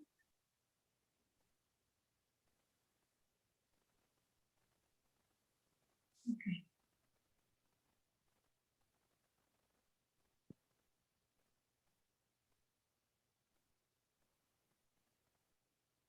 So are you able now to see the screen again?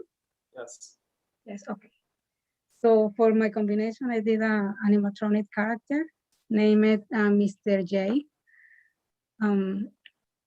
The electronic components that I used, I used 5 electronic, no, I used 5 movement and plus LED and sound. For the eyes, I use servo that is connected with the wiggle unit. This is the wiggle, this is the controller for animatronic and the professional way. They are using this device in a Disney park. Also, we use this device in a haunted hotel that the school have. So for the eyes, I decided to use servo that is connected with the 5 volts DC in order to work. For the mouse, I designed this type of mouse, and they also use a servo in the top and open and close with the 5 volts connected to the wiggle unit. For the arm, I used electronic actuator that is connected to a relay in order to be connected with the wiggle units. This actuator uses 12 volts DC. So for working with the units, Professor Huntington helped me to connect with the 24 volts to equilibrate the electricity that the unit receives. For the legs, we decided to use air cylinder, so 2 air cylinders in each leg, one on each leg.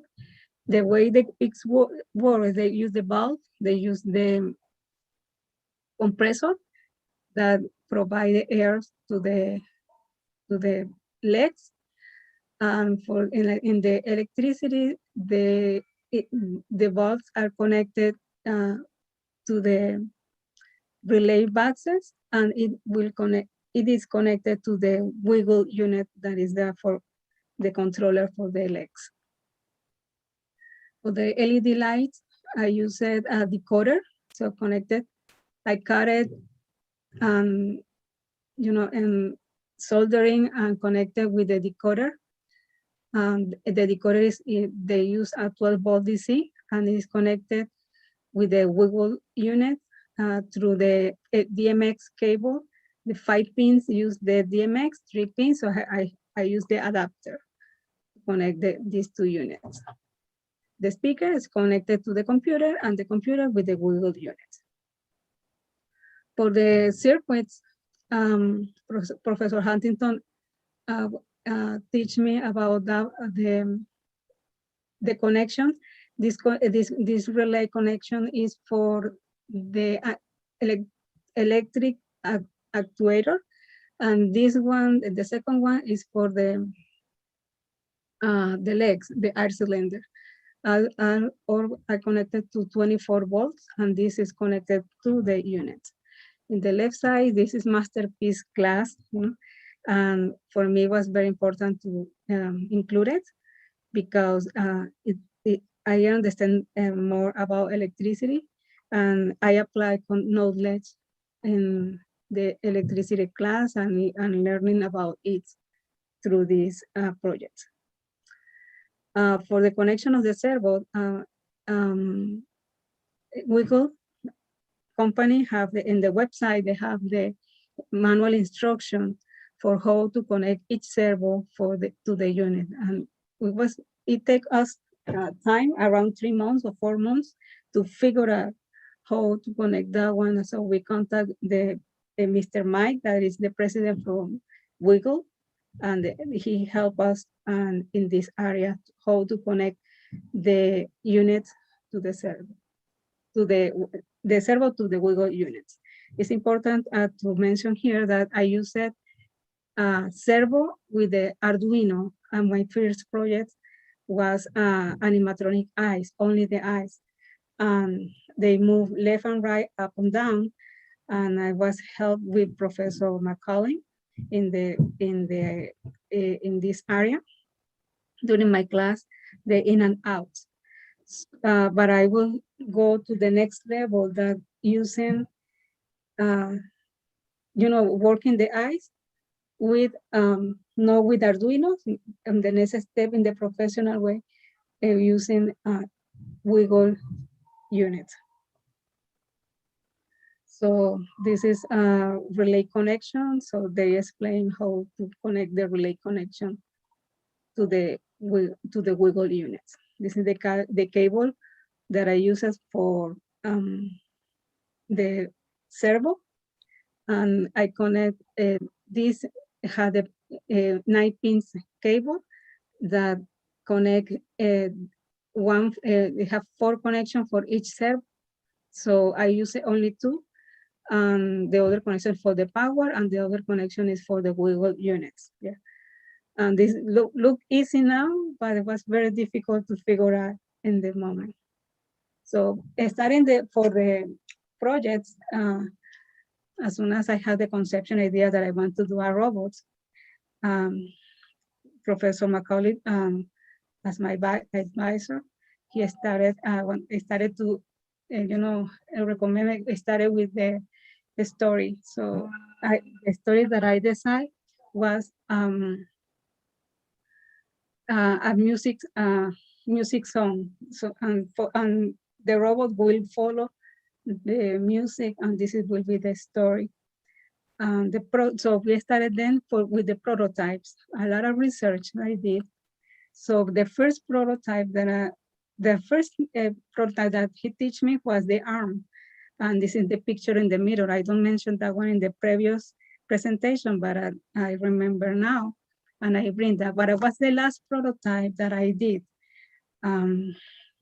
because I was focused on other prototype, and the idea conception was difficult to manage in my mind until I did the prototype. So I did the prototype in paper, and you can see now the mechanical movement that I did in cardboard and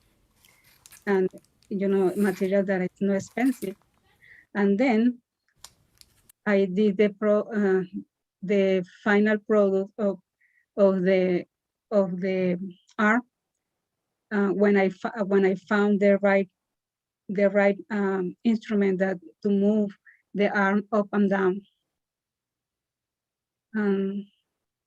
This is the arm movement that you saw in the video, but now without. So you can appreciate that one. This is mechanical movement connected also with the electricity and the device. Yeah. For the legs, I also have to figure out how to protect kids, because this project is majority for kids. If I put the legs in the front, maybe they can injure kids. So I have to put the legs in the back in order that they don't go so far and they don't take the kids close to kids.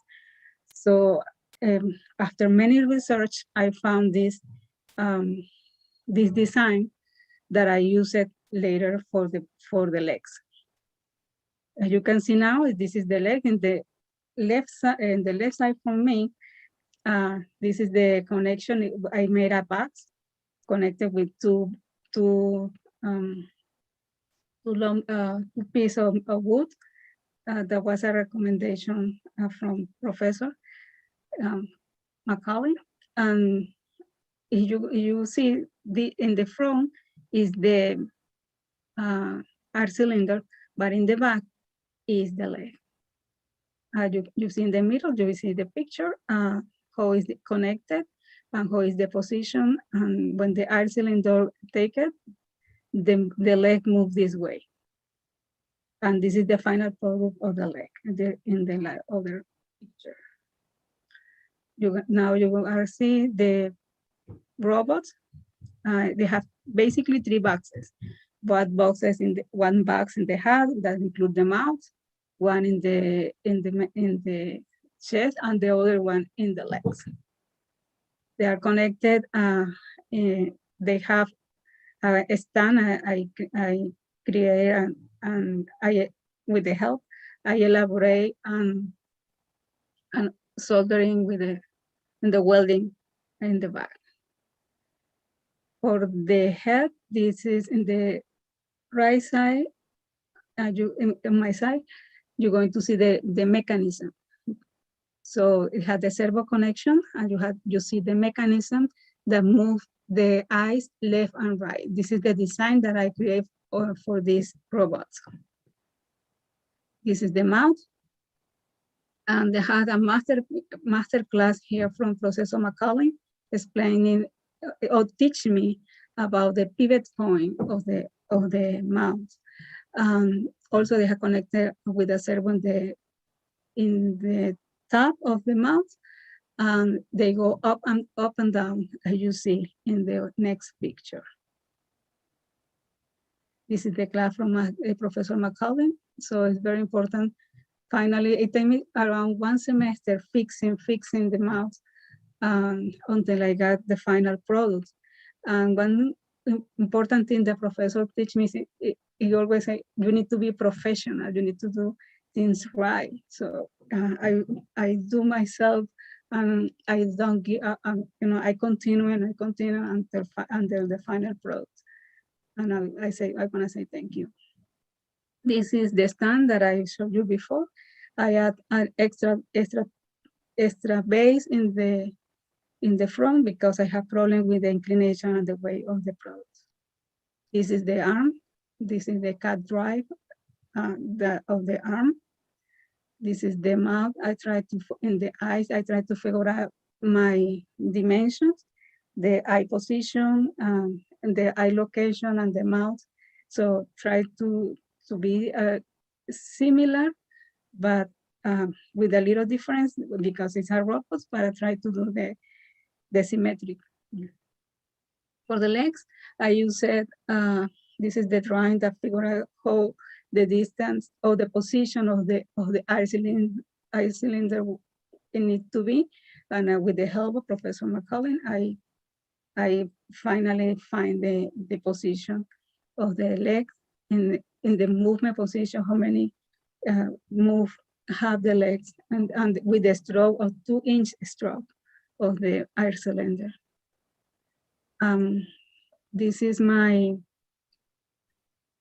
calendar, and I try to move forward according to this calendar, but situation happen in the middle that difficulties that at the time that I put it here, it was difficult to manage, but I have to move. I move forward until the final product that was the robots, the animatronic robots.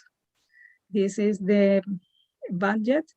This part of the budget is from the school, so I don't pay anything about it. One important thing was they had the wiggle units at the Pro Commander. It was very expensive units because it's professional, and for a student price is around $950. Plus the Pro Commander is around $600. That now the school have it for us. And this is what I pay, $1,367, including computer and printer, because in the past I used only the computer on the school, but because of the pandemic, I have to buy myself. And also material from custom, material for electronics, material for all the parts, all the areas that I need: mechanical, electronics, and custom. These are 3 different areas that I work at the same time during the project. This is the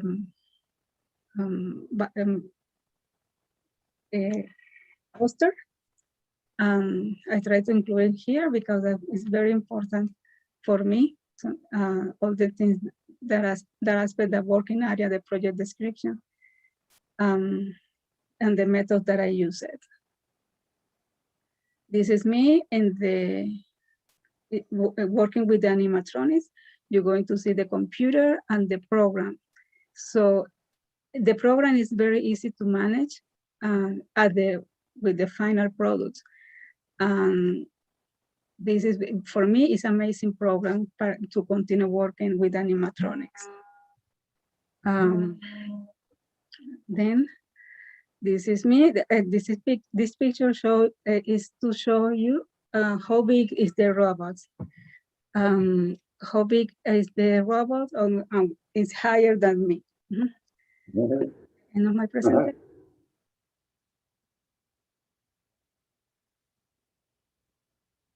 Thank you so much. Wow. Wow. This is very impressive. Sandra. This is very impressive. You spent one entire year planning, making from scratch. And I mean, I remember you were staying at the college before the pandemic all the time until late. Yeah. Not joking around with the friends, but you are just focusing on your projects always. Well, congratulations. This is very ambitious and you did it. Thank you, Professor. Mhm. Yeah. Well, let's hear from your audience. I'm speechless. And Sandra, I don't know how we've never met. I coordinate the physical computing classes and wish we had met at some point. This is really an astonishing project. And when you first played the video, I thought, oh, well, this is setting context. This is an introduction to a project that, she would like to make a project like this. It was so impressive and funny and well made. And yeah, I'm really pretty astonished. It's really amazing to see how closely you worked with John McCullough and John Huntington and other CLTs, and that what came out of that collaboration, and obviously your immense hard work doing this. But I've only been full-time at City Tech for 3 years, but I've never seen a project like this come out of culmination. You should be very, very proud. And it's inspiring to me personally, both as a professor, but also as an artist and designer, that you made this. So thank you. Thank you for sharing this amazing work. Thank you. Thank you for your work. Mhm. Yes, amazing. Congratulations. I think, you did it. Thank you. You worked through it, and it sounds like it wasn't easy. There were problems you had to solve, and you worked at it, and reached out for help, and got it, and moved forward. Which is, hopefully that's what this is about. You've got a finished project, and it's impressive. And yes, congratulations. Thank you so much, Professor. Mhm. Yeah.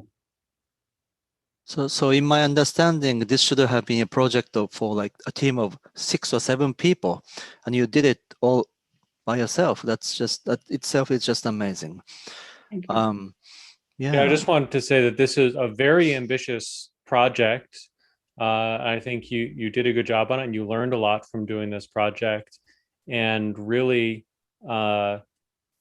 just trying to figure out one of these movements, trying to figure out the arms, or trying to figure out a control system, or trying to figure out the leg joint, like any one of those projects start to finish really could have been an entire culmination project to fine tune a level of detail.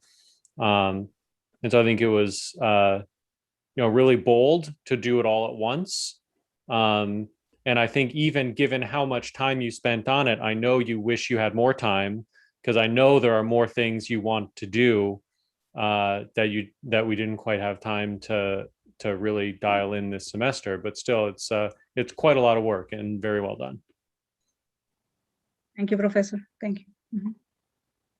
So I mentioned before, obviously, before you did this presentation, but no question about your passion on this. Like, I think if I'm right, you actually quit your job to do this project this semester. Like, you worked and saved up money, did all that. But I think as an example of the students, this is not even the video you showed us the other day in your culmination presentation, right? This is an iteration of that. It's an improvement on your other video, right? Because this one had edits in it and close-ups of the legs and all that stuff that I don't remember seeing that the other day. So did you work on the video since your last presentation? Yeah. Oh, yes. Yeah. Because I showed it in the previous day, but I was, after the presentation, I was focused. Okay, I need to be professional in video. I have a lot of class in video, so I need to improve my video. So yeah, so I think that improve.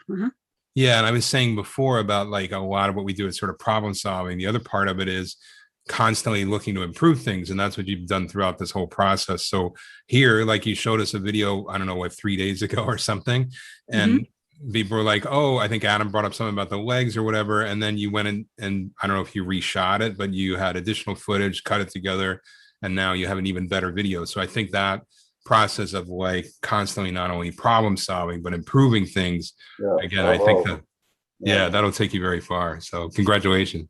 Thank you, Professor. Yeah. Wow.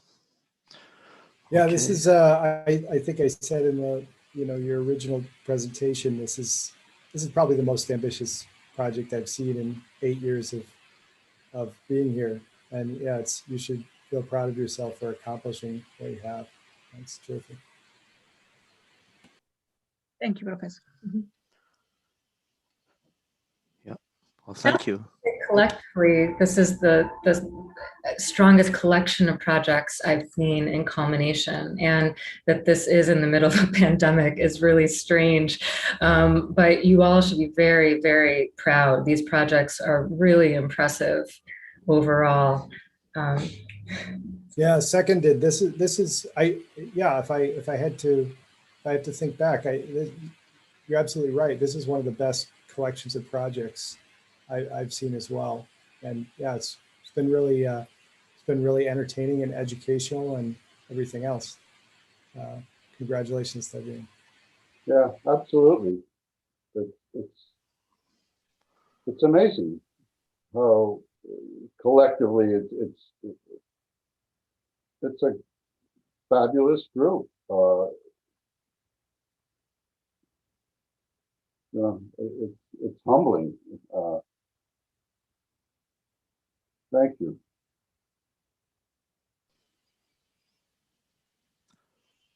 Yeah, thank you all.